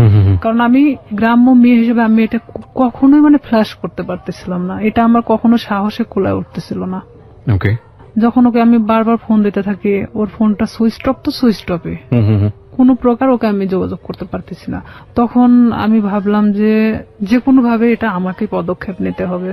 তখন পরের দিন সকালবেলা মানে আমি পুরোটাই আনবো না, এক কথায় যে মানে পাগল বলা চলে, আমার মা খাইতে বললো আমাকে, আমি না খেয়ে বের হয়ে গেলাম বাড়ি থেকে। হসপিটালের সামনে বসে আছি, কিছু ডিসপেন্সারি আছে সামনে বসে আছি, ওখানে বসে বসে ভাবতেছি যে আসলে কি করা যায়। ভাবলাম যে আচ্ছা এটা আমি টেস্ট করাই নেই আগে, যে আসলে কি আমি প্রেগনেন্ট কিনা, অযথা এটা নিয়ে আমি কেন ভাবতেছি, নিজে পরীক্ষা করে দেখি। তো এখানে যে প্রেগন্যান্সি টেস্ট করানোর জন্য আপনার যে টেস্ট টিউব যে কাঠিগুলো পাওয়া যায়, ভাবতেছি যে আমি দোকানে কিনতে গেলে তারা ইভেন কি ভাববে আমি একটা অবিবাহিত মেয়ে, তো সেখানে আমি কেনই বা ওটা চাইতে যাব। আর যেহেতু আমার এলাকার লোক সবাই, তো সেখানে আমি গিয়ে বলতেছি দোকানদারকে, এমন ভাবে বলতেছি যে ওটা আসলে আমার না। তখন আমি বলতেছি আঙ্কেল একটা ওই টেস্ট টিউব ওই কাঠিগুলো দেন তো। তো বলতেছে কার জন্য? তো বললাম আমার এক চাচির জন্য। বলতেছি একটু তাড়াতাড়ি দেন। মানে এমন আমি উৎসাহী দেখাচ্ছিলাম যে আমি আসলে এটার প্রতি কোনো চিন্তা করতেছি না, জাস্ট আমাকে কেউ কিনতে দিছে এরকম ভাব। তো আমি ওটা নিয়ে বাড়ি চলে আসি। বাড়িতে আসার পরে আমি বাথরুমে গিয়ে আমি টেস্ট করাই। টেস্ট করানোর পরে দেখি যে হ্যাঁ আমি প্রেগনেন্ট। আমি নিশ্চিন্ত সেখানে, পরে আমি আর উঠে দাঁড়াতে পারতেছি না। যতটা এটা নিয়ে নিশ্চিন্ত হচ্ছি, এতটা আমি নিজে থেকে নর্মাল হয়ে পড়তেছি। যেহেতু আমি এটা নিশ্চিত হতে পারছি, এখন এটাকে কিভাবে সমাধান করতে হবে সেটা ঠিক আমাকেই করতে হবে। আমি যে দোকান থেকে ওটা নিছি, তো ওই দোকানে গিয়ে আমি বললাম যে আঙ্কেল, যার জন্য কাঠিটা নেওয়া হয়েছিল আমার সে চাচি হয়, তো ওনার তো 1 বছরের একটা বাচ্চা আছে। তো আসলে এটা সত্যি যে আমার চাচিমার 1 বছরের একটা বাচ্চা ছিল। আমি বলতেছি ওনার তো 1 বছরের একটা বাচ্চা আছে, তো উনি আবার তো প্রেগনেন্ট, তো উনি এটাকে অ্যাবর্শন করাতে চাচ্ছে। তো বলতেছে কয় মাস? তো বললাম যে সঠিক তো আমি জানি না। তো বলতেছে যে তুমি শুনে আসিও, তাহলে সে অনুযায়ী বলা যাবে। তো আমি সেই মুহূর্তের জন্য ভাবলাম যে আসলে এটা আমার একদিন ওয়েট করাটা উচিত, যেহেতু এখানে পুরোটা আমি নিজেকে এড়ানোর চেষ্টা করতেছি। পরের দিন সকালে আবার যাওয়ার পরে বলতেছি যে আমার কাছে বলা হয়েছে 1.5 মাস। তো বলতেছে যে 1.5 মাস হলে আসলে এইভাবে তো এগুলো খুব সেন্সিটিভ একটা জিনিস, অনেক রিস্কি হয়ে যায়। তো থাক না, 1 বছরে যেহেতু বাচ্চা আছে এটা থেকে যাক, সমস্যা কি? তাই আমি বলতেছি আসলে আমার চাচাও তো খুব একটা ভালো দেখে না, তো ওই ক্ষেত্রে আসলে চাচি চাচ্ছে না যে বাচ্চাটা রাখুক। তো এখানে আমি বলতেছি না, আসলে আমাকে তো খুব জোর করে বলছে যে বাচ্চাটা সে রাখবেই না। তো সেখানে যদি আপনি পারতেন ওষুধটা দিলে উপকার হতো। তো আমি আসলে সেভাবে উৎসাহ দেখাচ্ছি না, কারণ এখানে দেখাতে গেলে দেখা যায় যে নিজেরটা একটু বেশিটা বাড়ায় আসে। তখন আমি 2-3 বার রিকোয়েস্ট করার পরে তো বলতেছে যে আসলে এটা তো কোনো খুব হাই রিস্ক, তো প্রেগন্যান্সি থেকে থাকে তাহলে কি উনি নিশ্চিন্ত? তো বললাম হ্যাঁ নিশ্চিত যে প্রেগন্যান্ট উনি। ওষুধ আমাকে দেওয়ার পর বলতেছে এই ওষুধগুলো ওনাকে 4টা ওষুধে একসাথে খেতে বলবেন, 12 ঘন্টার মধ্যে এটা অ্যাবর্শন হয়ে যাবে, কিন্তু ব্লিডিং হতে থাকবে। এটা কিন্তু ওনাকে এই ব্লিডিংটা নিয়ন্ত্রণ করার জন্য তাকে কিন্তু ট্রিটমেন্ট নিতে হবে। আমাকে এই কথা বললো। আমার চিন্তা যে আমি খাওয়ার পরে যদি অ্যাবর্শন হয়ে যায় তারপর আমি মারা গেলে যাক, হ্যাঁ আমি তখন চিন্তা করতেছি যে যেটাই হোক না কেন আমি যে কোনো ভাবে বোঝাতে পারবো তাদেরকে যেটা আমার নর্মালি এটা আমার হয়ে গেছে। তখন আমি বাড়িতে চলে আসি। বাড়িতে আসার পরে আমি এই জিনিসটা রাত্রেবেলা খাই। খাওয়ার পরে আমার ঠিক রাত 12টা 12:30টার দিকে আমার পেটে অনেক পেন করে, অনেক ব্যথা করতেছিল। আমি কিছুতে ঠিক থাকতে পারতেছিলাম না। এদিকে আমি তো আমার একা এক রুমে থাকি, আমি অনেক কান্নাও করতেছিলাম, কিন্তু কারোকে আমি বুঝতে দিচ্ছিলাম না তাহলে কতটা কষ্ট পাচ্ছিলাম ওই মুহূর্তের জন্য। তারপরেও আমি বারবার শামীমের ফোন লাগাচ্ছিলাম যে এখনো যদি ওকে আমি ফোনে পাই। ওকে আমি কোনো মতে ফোনে পাচ্ছিলাম না। আপনি কি করবেন? আমার রাগ হচ্ছিল প্রচন্ড, যার কারণে আমি ওরা ফোন দিচ্ছিলাম। পরে এভাবে যখন রাত 12টা 12:30টার দিকে আমি বুঝতে পারি যে হয়তো আমার ইয়াটা হয়ে গেছে, তখন আস্তে আস্তে আমার ব্যথাটা কমে আসছিল। আমি যখন বিছানা থেকে উঠে দাঁড়াইছি আমার পুরো এতটাই ব্লিডিং হয়েছে যে বলা চলে যে অনেকটা, কথা বলতে পারতেছি না। পাশের রুমে আমার বড় বোন থাকতো, তো আমার বড় বোনকে একবার ডাক দিলাম, তারা তো গভীর ঘুমে আছে। 2-3 বার ডাক দেওয়ার পরে শোনার পর বলতেছি কি হয়েছে? তো বললাম আমি না খুব অসুস্থ। তা আমি শুধু দরজাটা খুলে দিয়ে চলে আসলাম। আসে আমি কোনো মতে ঠিক থাকতে পারতেছি না, আমার পেটের ব্যথাটা নাই, বাট এত পরিমাণ ব্লিডিং হচ্ছে যে আমার শরীর থেকে বলা চলে যে সব রক্ত বের হয়ে গেছে।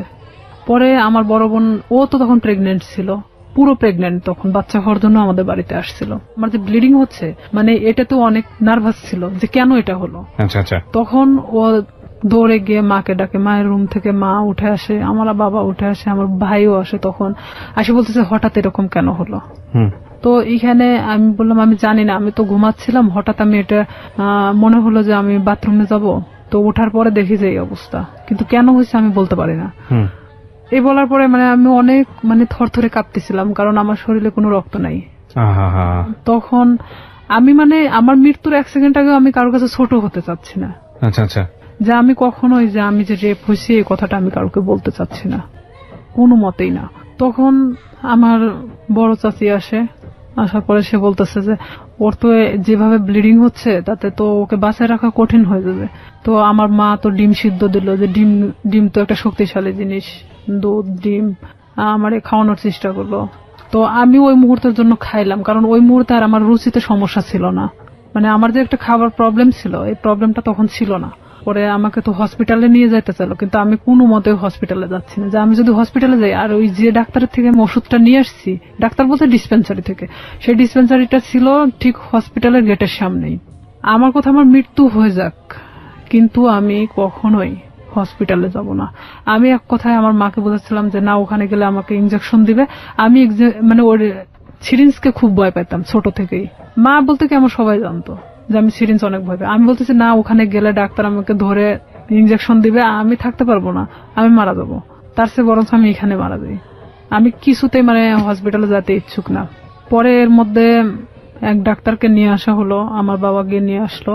নিয়ে আসার পরে এখনো কিছু বলে নাই যে সেই দিন কি বুঝতে পারছিল কিনা যে আমি কি করছি। সে বলতেছে এটা হঠাৎ করে হওয়ার তো কোনো মানেই হয় না, এটা আসলে টেস্ট করানো দরকার। তখন আমি বলতেছি না, আমি টেস্ট করাবো না। তো বলতেছে কেন? আমি বলতেছে যে আচ্ছা, এটা সিম্পল একটা জিনিস, দেখবা কাল ঠিক হয়ে গেছে। তখন আমার মা বলতেছে তোর প্রবলেমটা কি, তুই কেন এগুলোকে টেস্ট করাতে চাচ্ছিস না? তাই আমি বলছি হ্যাঁ ঠিক আছে, টেস্ট করাবো, কিন্তু আমাকে যদি কোনো ওষুধ দেয় আমি খাবো, কিন্তু আমাকে যদি কোনো ইনজেকশন দেওয়া হয় আমি কিন্তু নিব না। মানে তাদেরকে আমি শুধু ইনজেকশনের ভয়টা দেখাচ্ছিলাম। তো বলতেছে আচ্ছা ঠিক আছে। তো এর মধ্যে ওই ডাক্তার যে ব্লিডিং কমানোর জন্য যে ওষুধটা দিয়ে গেছে, এটাতেই আমার অনেকটা কাজ হয়েছে। মানে আমি সকালে ঘুম থেকে উঠে দেখি বলা চলে যে আমার ব্লিডিং নাই, মানে আমার কোনো ব্লাড বের হচ্ছে না। তখন আমি মাকে বললাম, মা আমার তো আর কোনো সমস্যা হচ্ছে না, তো আমার তো আর হসপিটালে যাওয়ার দরকার নেই। তো মা বলতেছে যে তাহলে তো ভালো হয়ে যাচ্ছিস, তাহলে এই ওষুধই খা। তো আমি ওইভাবেই প্রায় 1 মাসের মতো আমি অনেকটা অসুস্থ ছিলাম, মানে উঠে দাঁড়াতে পারতাম না, বসতে পারতাম না। তারপরও মানে আমি দেখাচ্ছিলাম যে আমি অনেকটা সুস্থ, কিন্তু আমি শারীরিকভাবে ভিতর থেকে খুবই অসুস্থ ছিলাম। তখন আস্তে আস্তে যখন আমি আগের পর্যায়ে আবার ফেরত আসি, আমি সবকিছু ভুলে যাওয়ার চেষ্টা করি। কিন্তু শামীম আবারও যখন দেখলো যে আমি স্বাভাবিক ভালো মানুষ, নিজের মতো করে চলতে পারতেছি, তখন ও কি করলো, আমাকে আবার ফোন দেওয়া শুরু করলো। আমাকে আবার ফোন দেয়। আমি তখন এক ধরনের অনেক বকাবাজি করি, তুই আমাকে কখনো ফোন দিবি না। তখন আমি ওকে তুই তুকারি করে কথা বলতাম যে তুই আমাকে কখনো ফোন দিবি না, আর যদি ফোন দিস আমি এই বিষয়গুলো কিন্তু সবাইকে বলে দেবো।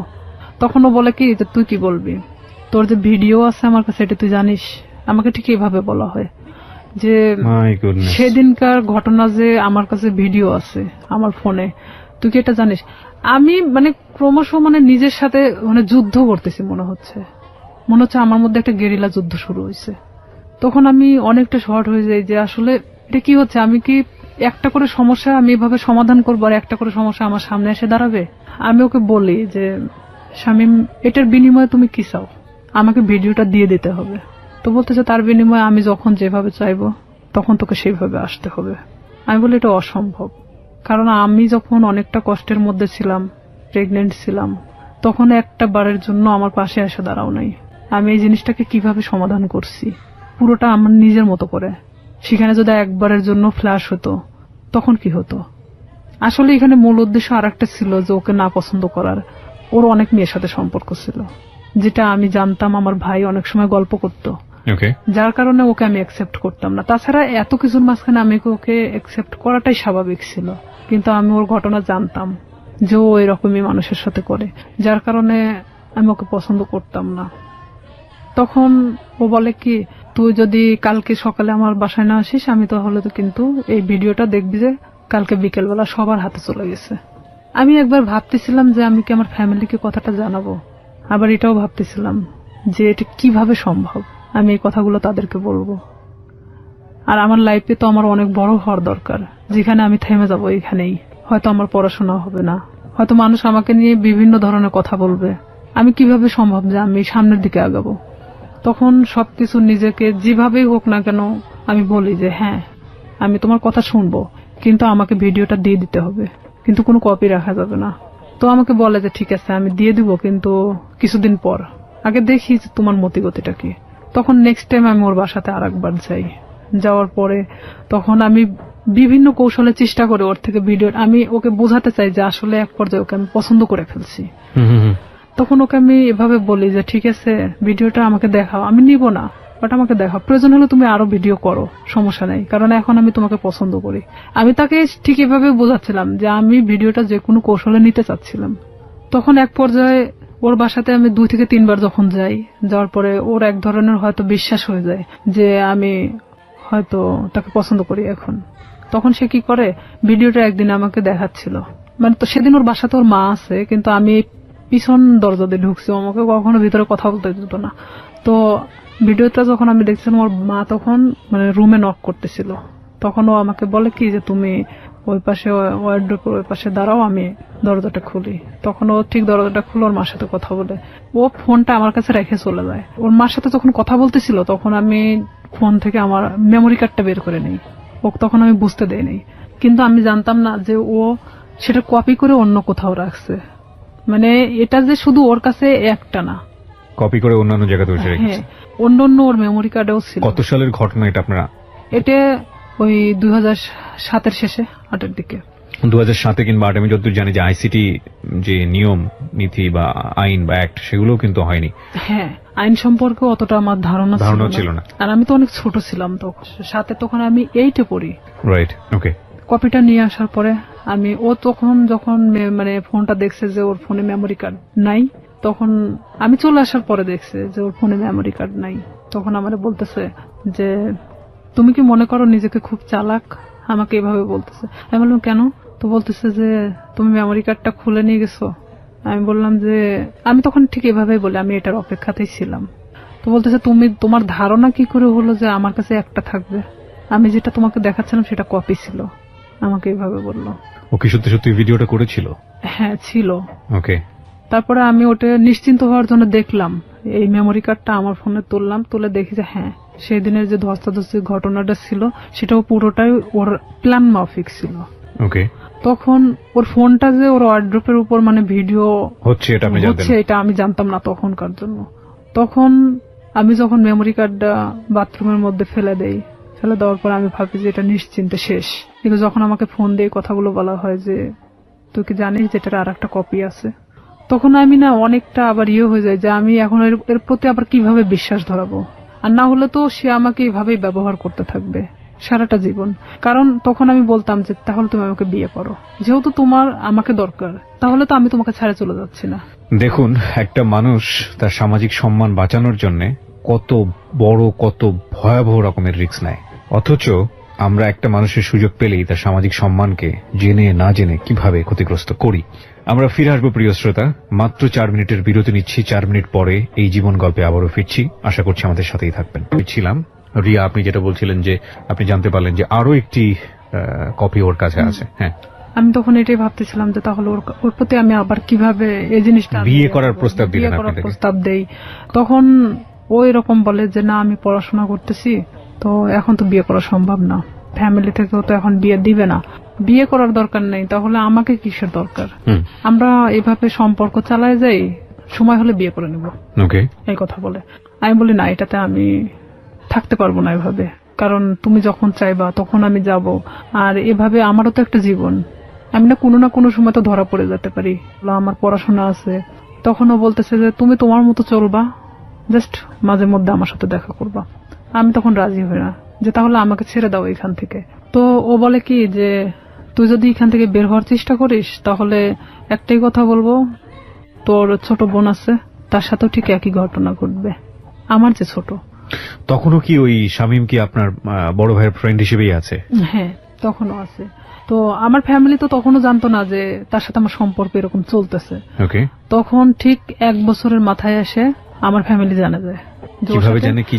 কিভাবে জানলো, মানে আমি যে ফোনে কথা বলতাম, শামীমের নাম্বারটা আমার ফোনে অন্য নামে সেভ করা ছিল, একটা মেয়ে নামে সেভ করা ছিল, মেয়েদের নামে। আমি ফোনটা রেখে গোসল করতে যাই, আমাদের তো বাড়িটা নদীর পাশে, তো নদীতে গোসল করতে যাই, তখন আমার বড় বোন ফোনটা দেখতে দেখতে শামীমের নাম্বারটা, মানে সে দেখে ভাবে যে এই নাম্বারটা সম্ভবত আমার ভাইয়ের ফোনেও দেখছে। আচ্ছা। তখন আমার বোন এই নাম্বারটা নিয়ে এসে তার সাথে মানে অ্যাড করে।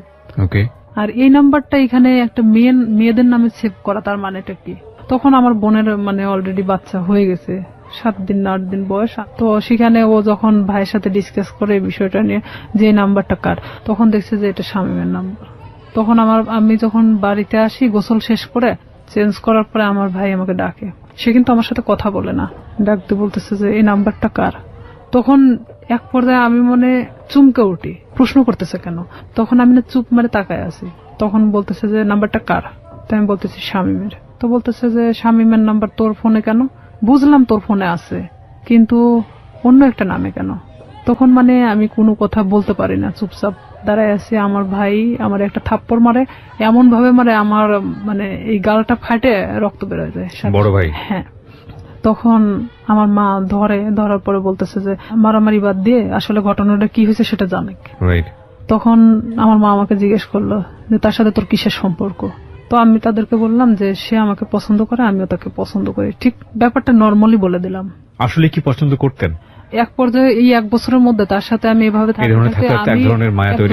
পছন্দ হয়ে গেছে যে আমি তো তাকে, সে আমাকে ছাড়তেছে না আর আমিও তার থেকে বের হতে পারতেছি না। তো আমি জানতাম যে আমার লাইফটা এভাবেই চলবে যতদিন হয়তো এখান থেকে সে আমাকে মুক্তি না দিচ্ছে কিংবা আমাকে বিয়ে না করতেছে। আর আমি তখন থেকে এটাই চিন্তা ভাবনা নিয়ে নিলাম যে যেভাবেই চলুক না কেন, যতদিন নিজের পায়ে নিজে না দাঁড়াতে পারতেছি আমি প্রতিবাদ করব না এটা নিয়ে। তখন আমার ভাই আমাকে অনেক মারার পরে বলতেছে তুই জানিস ওর সম্পর্কে? আমি বললাম যে হ্যাঁ আমি জানি। তো বলতেছে যে কি জানিস তুই? তো বলতেছি যে ও যে অনেক মেয়ের সাথে সম্পর্ক ছিল কিন্তু এখন তো নাই, ও আমাকে সবকিছুই বলছে। তো বলতেছে যে ওর যে এখনো রীতা নামে একটা মেয়ের সাথে সম্পর্ক আছে তুই জানিস? তাই আমি বললাম যে হ্যাঁ আমি জানি, আমি কিন্তু কিছুই জানি না। তারপর আমি স্বীকার করতেছি যে হ্যাঁ জানি। তো বলতেছে যে তোকে কি বলছে? তাই আমি বললাম যে হ্যাঁ তার সাথে নাকি সম্পর্ক ছিল এখন নাই। তো বলতেছে ও যে গত পরশুদিনও আমার সাথে গিয়ে দেখা করে আসলো রীতার সাথে, তোকে এই কথাটা বলছে? আমার ভাই কিন্তু নর্মালি আমাকে এভাবে জিজ্ঞেস করতেছে। তাই আমি বলতেছি হ্যাঁ আমাকে বলছে। তো আমি আসলে তাদের মধ্যে তাল পাকায় দিচ্ছিলাম এরকম যে শামীম যদি আমাকে বলে থাকে তাহলে রীতার সাথে কেন সম্পর্ক? তাহলে শামীম আমার সাথে তাহলে এ ধরনের কি ধরনের খেলা খেলতেছে? তখন আমার ভাই বলে যে তুই আরো একটা বিষয় শুনে রাখ, শামীমের সাথে তুই সম্পর্ক রাখিস না। যতই আমি তোকে মারধর করে যাই করি না কেন, তারপরেও তুই আমার বোন। ও আমাকে মারার জন্য তোকে বাঁচা নিছে। আমি বললাম কেন? তো বলতেছে যে একটা বিষয় নিয়ে ওর সাথে আমার গন্ডগোল হয়েছে, যার কারণে ও আমাকে এমন ভাবে মারতে চাচ্ছে যেটা মৃত মানুষের চেয়েও অন্যরকম একটা ইয়া। তো এখন আমি বলতেছি যে হ্যাঁ সেটা বিষয় আমি জানি, এক কথায় আমি সবকিছু স্বীকার করতেছি যে আমি জানি। তখন এক পর্যায়ে আমি শুয়ে শুয়ে এটা ভাবতে থাকি যে আসলে আমার ভাইয়ের সাথে কি ঘটছে তারা। তখন আমি শামীমরে ফোন লাগাই বলি শামীম ভাইয়ের সাথে তোমার প্রবলেমটা কি? তো বলতেছে কি না তো কোনো প্রবলেম নেই। তাই আমি বললাম যে ভাই তো তোমার আমার বিষয় জানে গেছে, তো এইখানে এখন আমার মনে হয় যে বলে দেওয়াটা উচিত সবকিছু। তো বলতেছে যে না বলো না, এখানে সমস্যাটা হলো কি আমি তো পড়াশোনা করি, এখন যদি আমি তোমাকে বিয়ে করি, ও তখন এখন এক ধরনের নর্মালি কথা বলতেছে, তোমাকে যদি আমি এখন বিয়ে করি তাহলে আমাকে কিন্তু গার্মেন্টসে থাকা ছাড়া উপায় হবে না, কারণ আমার ফ্যামিলি তোমাকে কখনোই মানে নেবে না। তারা চায় যে তার ছেলেকে বিয়ে দিবে একটা চাকরিজীবী মেয়ের সাথে। আমার রাগ ওঠে একটু যে তুই জানিস যে তোর ফ্যামিলি তোকে আমার সাথে বিয়ে দিবে না, এটা আমিও জানতাম, তাহলে আমার সাথে এটা করার দরকার ছিল কি? এক পর্যায়ে তার সাথে আমার অনেক রাগারাগি হয়। এটা 2008 সালের ঘটনা। তারপরে শামীম এক পর্যায়ে আমার সাথে একটা ব্রেকআপ সৃষ্টি করে। সে চাচ্ছিল যে আমি তার থেকে দূরে সরে যাই, আর আমিও তখন এক পর্যায়ে চাচ্ছিলাম যে আমি যে কোনো মূল্যে ওকে চাই। সে আমার জীবনটাকে নিয়ে এভাবে খেলতে পারে না, কারণ আমার ফ্যামিলি তখন জেনে গেছে যে তার সাথে আমার সম্পর্ক চলতেছে। তখন এক পর্যায়ে আমি আমার ফ্যামিলির সাথেও যুদ্ধ করি, আর এদিকে ও আমাকে কিন্তু যতটাই ভালোবাসুক না কেন আমার ফ্যামিলি থেকেও দূরে সরায় দিছে। দেখা যাচ্ছে আমার ফ্যামিলির বিষয়ে অনেক কথা বলে যে তোমার ভাই আমার থেকে দূরে সরানোর জন্য তোমাকে এই ধরনের হয়তো খারাপ কথা বলে আমার সম্পর্কে। তো আমি দেখতাম যে অবশ্যই আমার ভালোবাসার সম্পর্ক ফাটল ধরানোর জন্য তারা হয়তো এই ধরনের তার খারাপ বিষয়গুলো তুলে ধরে। তো এক পর্যায়ে আমার ফ্যামিলির সাথে কথা বলা বন্ধ করে দেই আমি। 2011 সালে ওর সাথে আমার ফুললি ব্রেকআপ হয়ে যায়। ওর সাথে আমার কোনো প্রকার যোগাযোগ নেই। আর হঠাৎ করে ও ফোন টোন অফ করে দিছে, কোনোভাবে খুঁজে পাওয়া যাচ্ছে না, আমি অন্তত ওকে খুঁজে পাচ্ছি না। এক পর্যায়ে এলাকার এর মধ্যে সবাই জানে গেছে যে শামীমের সাথে আমার সম্পর্ক, কিন্তু এই যে পূর্বে যে ঘটনাটা, যে সম্পর্কটা সৃষ্টি হলো কোথার থেকে, এটা কিন্তু কেউই জানতো না। ব্রেকআপের পরে আমি দিশেহারা হয়ে যাই যে আমি এখন কি করব। তখন এর মধ্যে 2010 সালে তো আমি এসএসসি পাস করছি। অলওয়েজ সময় নিয়োগপত্র দেখে থাকি যে কখন কোথায় নিয়োগ দিচ্ছে। এক পর্যায়ে দেখি যে হ্যাঁ পুলিশে নিয়োগ দিচ্ছে, কিন্তু আমার বয়স হয়নি, 18 বছর পূর্ণ হয়নি। দিশেহারার মতো আমি একজন ঘুরি, এবং ঘুরতে ঘুরতে এক পর্যায়ে আমি ভাবি যে না, আমার একমাত্র এখন বাঁচার উপায় আমার নিজেকে চালানোর মতো একটা লাইফ তৈরি করতে হবে। 2012 সালের সেপ্টেম্বরের দিকে একটা নিয়োগ হয় পুলিশ ডিপার্টমেন্টে। এর মধ্যে কিন্তু শামীমের সাথে আমার কোনো প্রকার যোগাযোগ নেই, কোনো প্রকার সম্পর্ক নাই আর। ওকে, কিন্তু মনের মধ্যে ভয়টা কাজ করে, না জানি কখন ভিডিওটা পাবলিশ করে দেয়, তাই কি? নাকি ও ভিডিওটার বিষয়টাও ছিল। আর একটা কথা যে এক পর্যায়ে আমি ওকে ভালোবেসে ফেলছিলাম। আর একটা বিষয় যে আমার এটা চিন্তা ছিল যে তুই যদি ভিডিওটা ফ্ল্যাশ করিস অন্তত আমি তোর গলায় ঝুলে যাব। আমি জানতাম যে তারপরে পাবলিসিটিতে এটা দেখাবে না। ঠিক আছে, তো ওর গলায় ঝুললে আমার কোনো আপত্তি নাই, ও যদি করে তখন তো আমি পুরোটাই এখন ওর গলায় ঝুলার জন্য মানে প্রস্তুত। এই জন্যই বলি জীবন নাটকের চেয়েও নাটকীয়। আমরা যে সরল রৈখিক চিন্তাটা করছিলাম, চিন্তা করে দেখুন এই যে ভিডিওটা নিয়ে স্বাভাবিকভাবে আমাদের যে চিন্তাটা এবং এই চিন্তার সাথে ওর চিন্তারও একটা মিল আমরা পাচ্ছিলাম, কিন্তু কিভাবে এটা টুইস্ট করলো। হিন্দি সিরিয়াল আসলে দেখার দরকার নাই। আমার মনে হয় যে নিজের এক একটা এরকম জীবন গল্প যদি জানা যায়, এটা সিরিয়ালের চেয়ে অনেক ভয়াবহ কিছু। ওকে, এটা ভাবতেছি যে ওর গলায় ঝুলে দেবো। তখন ও চাচ্ছে কি যে ভিডিওটা আমি কখনো ফ্ল্যাশ করবো না। ও নিজেই মানে ভিডিওটাকে শেষ করে দিছে, এমনকি আমার নাম্বার টাম্বার সবকিছু ওর থেকে শেষ করে দিছে। এক পর্যায়ে ওর নাম্বার টাম্বার যখন সব চেঞ্জ করে নিছে তখন তো ওর সাথে কোনো যোগাযোগের কোনো নাই আমার। আমি তখন দিশেহারা একটা যে আমাকে এখন আমার লাইফের দিকে আগাতে হবে, যেভাবে হোক আমি একটা সরকারি চাকরি করব। 2012 সালে যখন এই সেপ্টেম্বরের দিকে এই নিয়োগটা হয়, আমার ভাই চাচ্ছিল না যে আমি পুলিশ ডিপার্টমেন্টে আসি, কারণ ও অনেক আগেই কিন্তু ডিপার্টমেন্টে যোগদান করছে। আমার ভাই না চাওয়ার কারণ একটাই, সে চাচ্ছিল যে আমি যদি পুলিশে ঢুকি নিশ্চিত আমি শামীমকে বিয়ে করব। আর আমার ভাই কোনো মতেই শামীমকে মানে নিতে পারতেছিল না। তাতে আমাকে ত্যায্য করতে তারা রাজি আছে, কিন্তু শামীমকে কোনো মতে তারা মানতেছে না, কারণ ও এর আগেও আমার ভাইয়ের জানা মতো অনেক মেয়ের সাথে এই ধরনের ঘটনা ঘটাইছে। কিন্তু আমার সাথে কি ঘটনাটা ঘটছে এটা তো আমার ফ্যামিলির এমনকি কেউই জানতো না। তখন আমার বাবাকে বললাম যে অমুক দিন তো নিয়োগ, তা আমি তো দাঁড়াতে চাচ্ছি। তো আমার বাবা বলতেছে যে আমার ভাইয়ের নাম তো বলতেছে পছন্দ করে না, আর এটা যদি আমি দাঁড়াতে সম্মতি দেই তাহলে দেখা যাবে যে এটা নিয়ে অনেক বাড়িতে এক ধরনের মারামারি শুরু হয়ে যাবে। তাই আমি বললাম যে যা হয় হবে, আপনি যদি আমাকে টাকা দেন দিবেন, না দিলে আমি এমনিতেই যাব, কারণ আমার তো কোনো লোক ধরা নাই, আমি শুধু যাবো এই টাকাটাই চাচ্ছিলাম। তখন আমার বাবা আমাকে 2000 টাকা দেয়, আমি ওই টাকা নিয়ে পাবনা চলে যাই দাঁড়াতে। এক ইয়েতে আমাকে সিলেক্ট করে, কারণ আমি 5 ফিট 9 ইঞ্চি আর আমি একটা স্ট্রং বডির মানুষ। তো দেখার পরে আমাকে সবার পিছন থেকে নিয়ে যাওয়া হয়, ওখানে মাপে ওয়েটে সবকিছু দেখে আমি ঠিক হই। মেডিকেলেও দেখা যাচ্ছে আমার কোনো প্রকার সমস্যা নাই। যাই হোক, চাকরিটা হয় আপনার শেষ পর্যন্ত? হয়। তারপরে আমার চাকরিটা হয়, ওখান থেকে আমি বাড়িতে আসি। বাড়িতে আসার ঠিক আধা ঘন্টা 1 ঘন্টা পরে আমার ফোনে ফোন আসে একটা আনোয়ার নাম্বার থেকে। ফোন আসার পরে ওটাই ছিল শামীমের নাম্বার। তখন শামীম আমাকে বলতেছে যে শুনলাম তোমার নাকি চাকরি হয়েছে। তাই আমি বললাম হ্যাঁ। তো আমি বললাম যে এতদিন পর আমাকে আবার খোঁজ নেওয়া। তো বলতেছে আসলে আমি অনেক সমস্যার মধ্যে ছিলাম, আমার প্রত্যেকটা ফোন আমার ফ্যামিলি কেড়ে নিয়েছিল। মানে এটা কিন্তু পুরোটাই মিথ্যা কথা। আমি জানতাম, জানা সত্ত্বেও মানে আমি ওর সাথে আবারও কথা বলতে থাকি। ভালো লাগে আপনার? হ্যাঁ, যেহেতু আমি ওকে মনে প্রাণে চাচ্ছিলাম, আমি আবারও ওর সাথে কথা বলতে থাকি। আমি এর মধ্যে ট্রেনিং এ চলে যাই, ট্রেনিং শেষ করি, ডিস্ট্রিক্টে যখন জয়েন্ট করি। এর মধ্যে ব্যারাক সিস্টেম, ব্যারাকে কিন্তু আমরা একটা ব্যারাকে অনেক মানুষ থাকি, সেখানে আপনি ফোন এখানে রেখে যেতে পারেন, বাথরুমে যাচ্ছেন, কোন একটা কাজে বাহিরে যাচ্ছেন, ফোনটা রেখে গেছেন। তো এখানে আমার পাশের বেডের একটা মেয়ে এই শামীমের নাম্বারটা নিছে, আমি জানতাম না। এখন কন্টিনিউ তার সাথে সে কথা বলে, আমি কোথায় যাচ্ছি, কি করতেছি সব আপডেট দেয়। হ্যাঁ, সে জানতো। আমি খালি ভাবতাম যে এটা অলৌকিক ঘটনা, যে আমি কই গেছি, কোন ড্রেস পরে গেছি, সে কিভাবে জানে। ওকে, তার সাথে কিন্তু আবার তাদের মধ্যে একটা ভালোবাসার সম্পর্ক সৃষ্টি হয়ে গেছে সেই মেয়েটার সাথে। ওকে, পরে আমি তো ওকে বারবার বলি যে দেখো আমি তো চাকরি করি, এখন আমাকে বিয়ে করো। এখন সে কিছুতেই তখন বিয়ে করতে রাজি না। এটা 2013 ঘটনা। 13 শেষের দিকে আমি ছুটি আসি বাড়িতে, আমি ওকে ফোন দিয়ে বলি, আমি এর মধ্যে কিন্তু অনেক গন্ডগোল হচ্ছে ওর সাথে, মানে আমি বিয়ের কথা বলি, সে কিছুতেই বিয়ে করতে চায় না। এদিকে আমার ফ্যামিলি তো মানে শামীমকে নিয়ে তো খুব একটা ডিস্টার্ব ফিল করতেছে। তো আমি এদিকে ওকে বারবার চাপ দেওয়া সত্ত্বেও আমাকে কিছুতেই মানে বিয়ে করতে চাচ্ছে না, তো চাচ্ছে না। তখন আমি বলি ঠিক আছে আমি বাড়িতে আসতেছি, যা করার করব। এই কথা বলে আমি বাড়ি চলে আসি। ফোন দিলাম, ফোন দিয়ে বলতেছি যে আমি তোর সাথে দেখা করতে চাই। ও আমাকে বলে যে আমি দেখা করতে পারবো না। তাই আমি ডিরেক্টলি ওর বাড়িতে চলে গেছি এই ফোনে কথা বলতে বলতেই। কারণ তখন আমি যখন পুলিশ ডিপার্টমেন্টে আসি তখন আমার সাহসটা ছিল অন্যরকম, কনফিডেন্স বেড়ে গিয়েছে অনেক। হ্যাঁ, আর আমি তখন চাকরিজীবী একটা মেয়ে। যাওয়ার পরে ও দেখি যে চেয়ারের পর বসে আছে, ওর মা পাশে বসে। ও আমাকে দেখে করলো কি, এক দৌড় রুমের মধ্যে চলে গেল, যাওয়ার রুমটা আটকায় দিল। দেওয়ার পরে ওর মা বলতেছে কি হয়েছে, ওর মারা সবাই তো জানতো আমার সাথে সম্পর্ক আছে, বলতেছে কি হয়েছে, তোমার প্রবলেম কি? আমাকে কিছুতেই ওই ঘরের দিকে আগেতে দিচ্ছে না। আমি বললাম যে আপনার ছেলেকে জিজ্ঞেস করেন, সে আমার সাথে কেন এরকম করতেছে, আপনারা জানেন, আমার ফ্যামিলি জানে, সবাই জানে যে তার সাথে আমার সম্পর্ক, তাহলে কেন আজকে ও অস্বীকার করতেছে? তো বলতেছে এটা তোমার ব্যাপার, কিন্তু আমার বাড়িতে কোনো সিক্রেট চলবে না। এটাও ঠিক, তাদের তো কোনো বিষয় না, তারাও তো আমার সাথে বিয়ে দিতে চায় না। তখন আমি নিরুপায় হয়ে ওখান থেকে বের হয়ে চলে আসি। আসার পর বাড়িতে আসার পরে আমি অনেক অসুস্থ হয়ে যাই। এক পর্যায়ে আমাকে হসপিটালে নিয়ে যায়, স্যালাইন চলতেছে।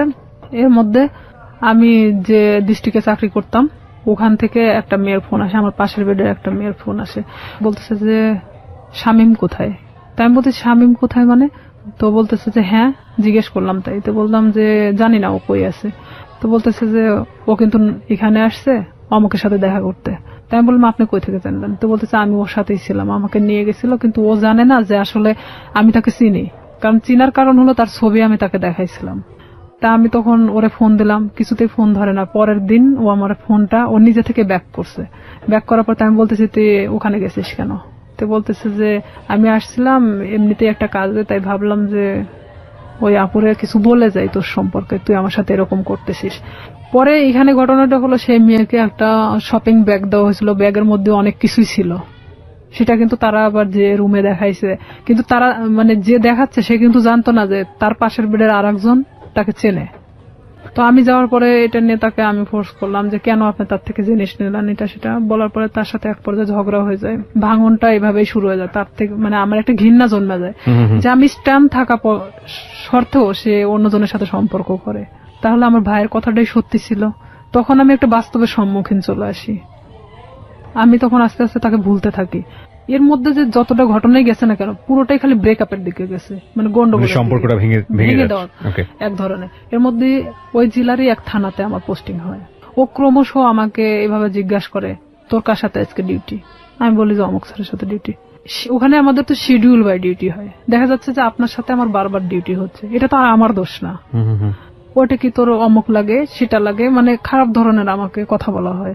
আমি বলি দেখো উনি আমার অফিসার আর তার সাথে আমার ডিউটি হয়, এমন কিছু না।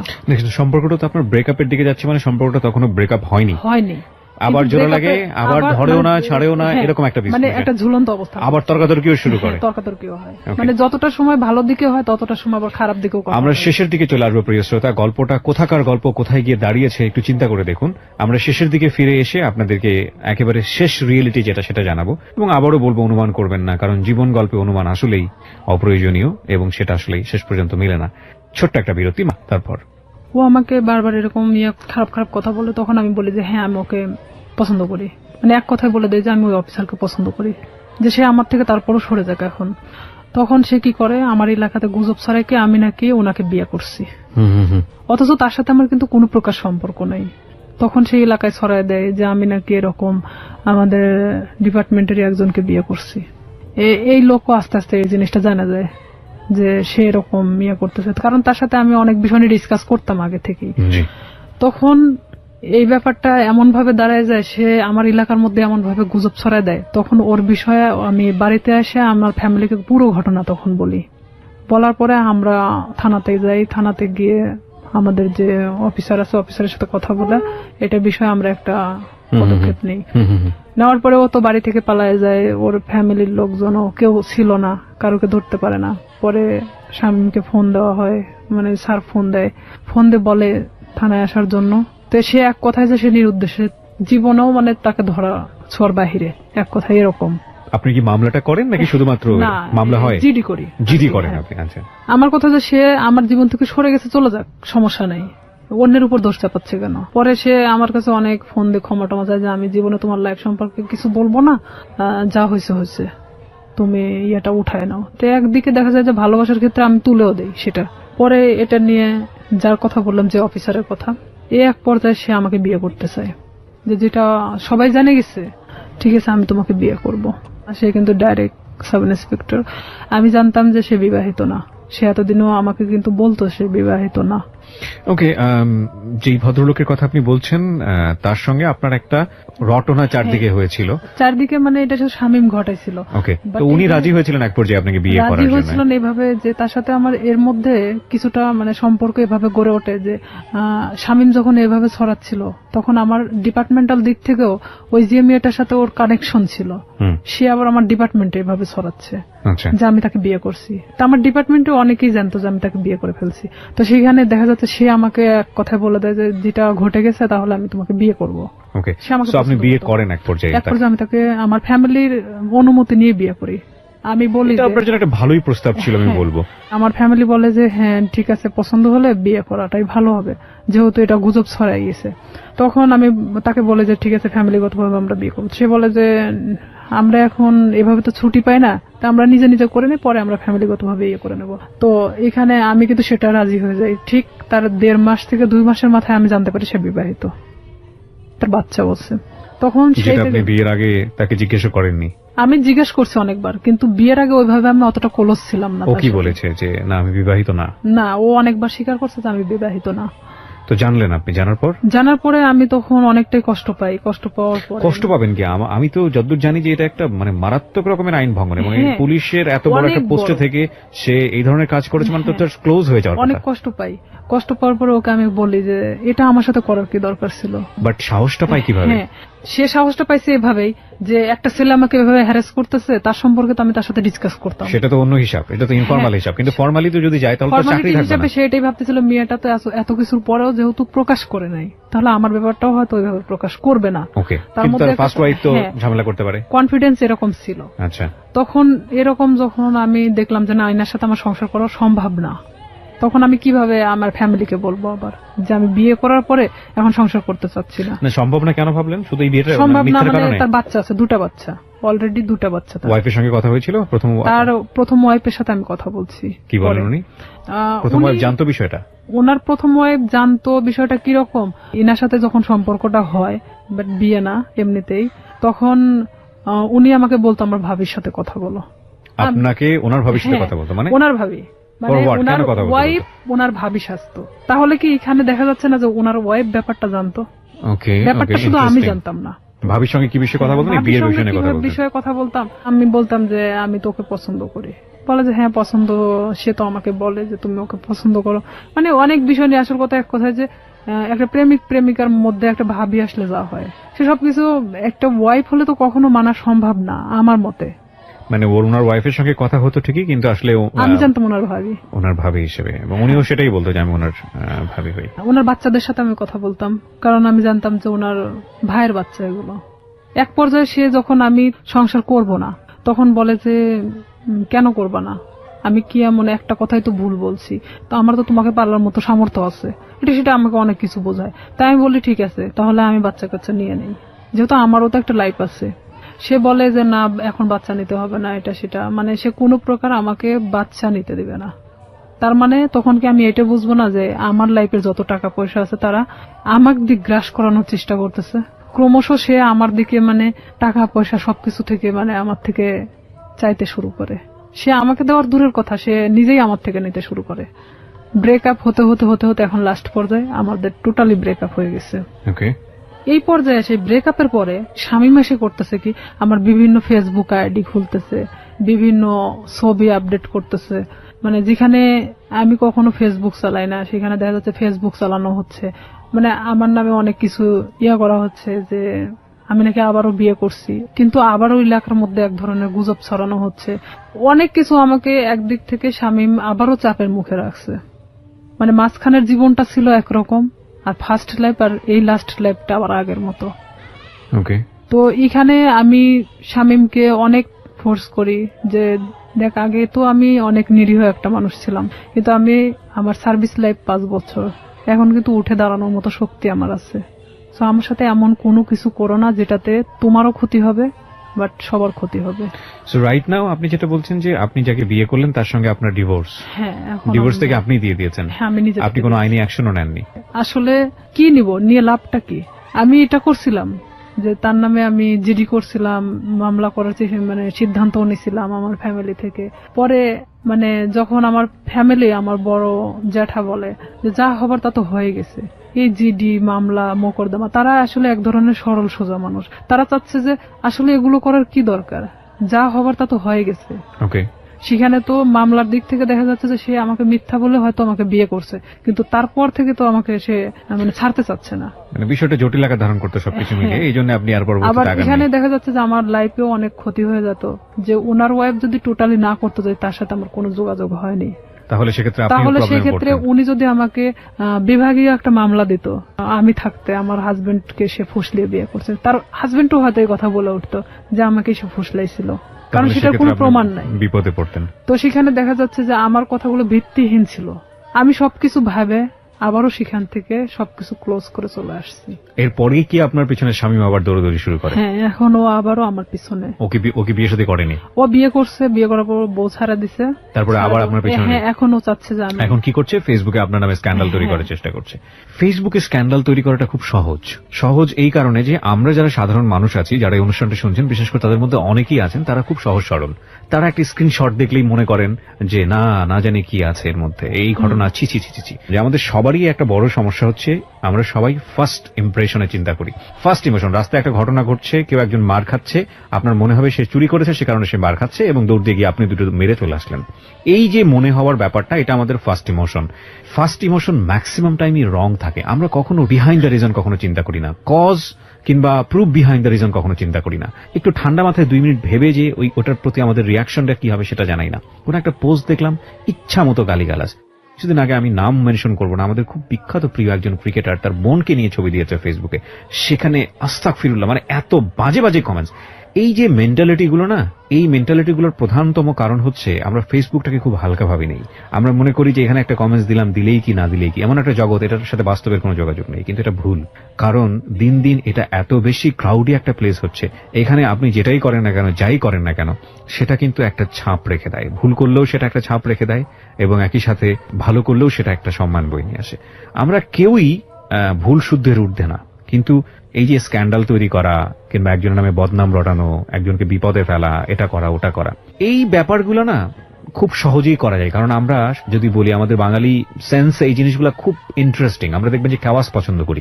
সিম্পল একটা উদাহরণ, মাটি খোঁড়া হচ্ছে, সেখানে 10 জন লোক দাঁড়িয়ে থেকে দেখছে, আপনিও দাঁড়িয়ে থেকে দেখছেন, নতুন কিছু নেই, বাট আমরা খুব কৌতূহল প্রবণ একটা জাতি। তো সেই জায়গাতে যখন এই ধরনের কেওয়াস তৈরি হয়, বিভিন্ন মানুষ সেই কেওয়াস তৈরি করার সুযোগ নেন, কারণ কেওয়াস খুব অতি সহজেই তৈরি করা যায়।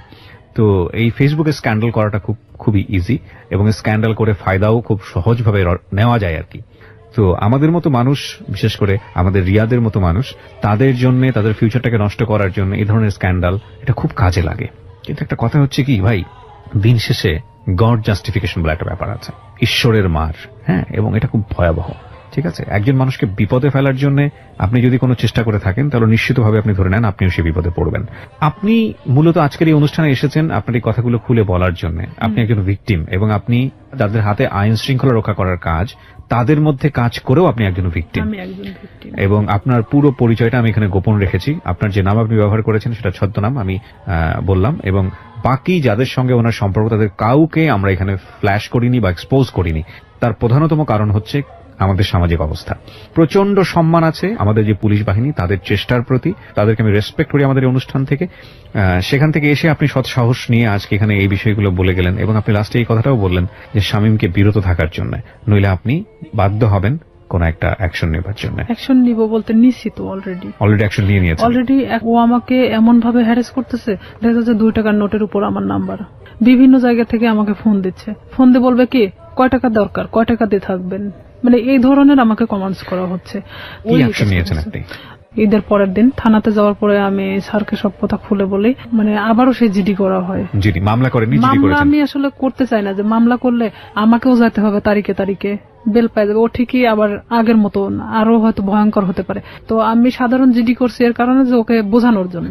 তো এখন করি। জিডির কোনো অ্যাকশন কি হয়েছে? হ্যাঁ, আমি ওনার সঙ্গেই ওদের বাড়িতে আসি, মানে আমাকে দেখার পরেই ও বের হয়ে চলে যায়, মানে এমন ভাবে বের হয়ে চলে যায়, ওকে মানে আমি যে দেখা দিচ্ছি দিতে দিতে ও মানে মোটরসাইকেল নিয়ে টান দিয়ে চলে যায়। আচ্ছা, এখানে জিডিটার বিষয়টা আমি যত জানি জিডিটা একসময় এনকোয়ারি হয় এবং এটা যদি সত্যতা পায় তাহলে অটোমেটিক্যালি মামলায় রূপ নেয়। মামলায় রূপ নেয়, কিন্তু এটা ঘটনাটা হলো কি যে আমি স্যারকে এভাবেও বলছিলাম যে যেহেতু আমার লাইফের পিছনের ঘটনাগুলোতে আমি কোনো অ্যাকশন নেইনি, তো আমি চাচ্ছিলাম যে শুধু এখান থেকে বিরত করার জন্য।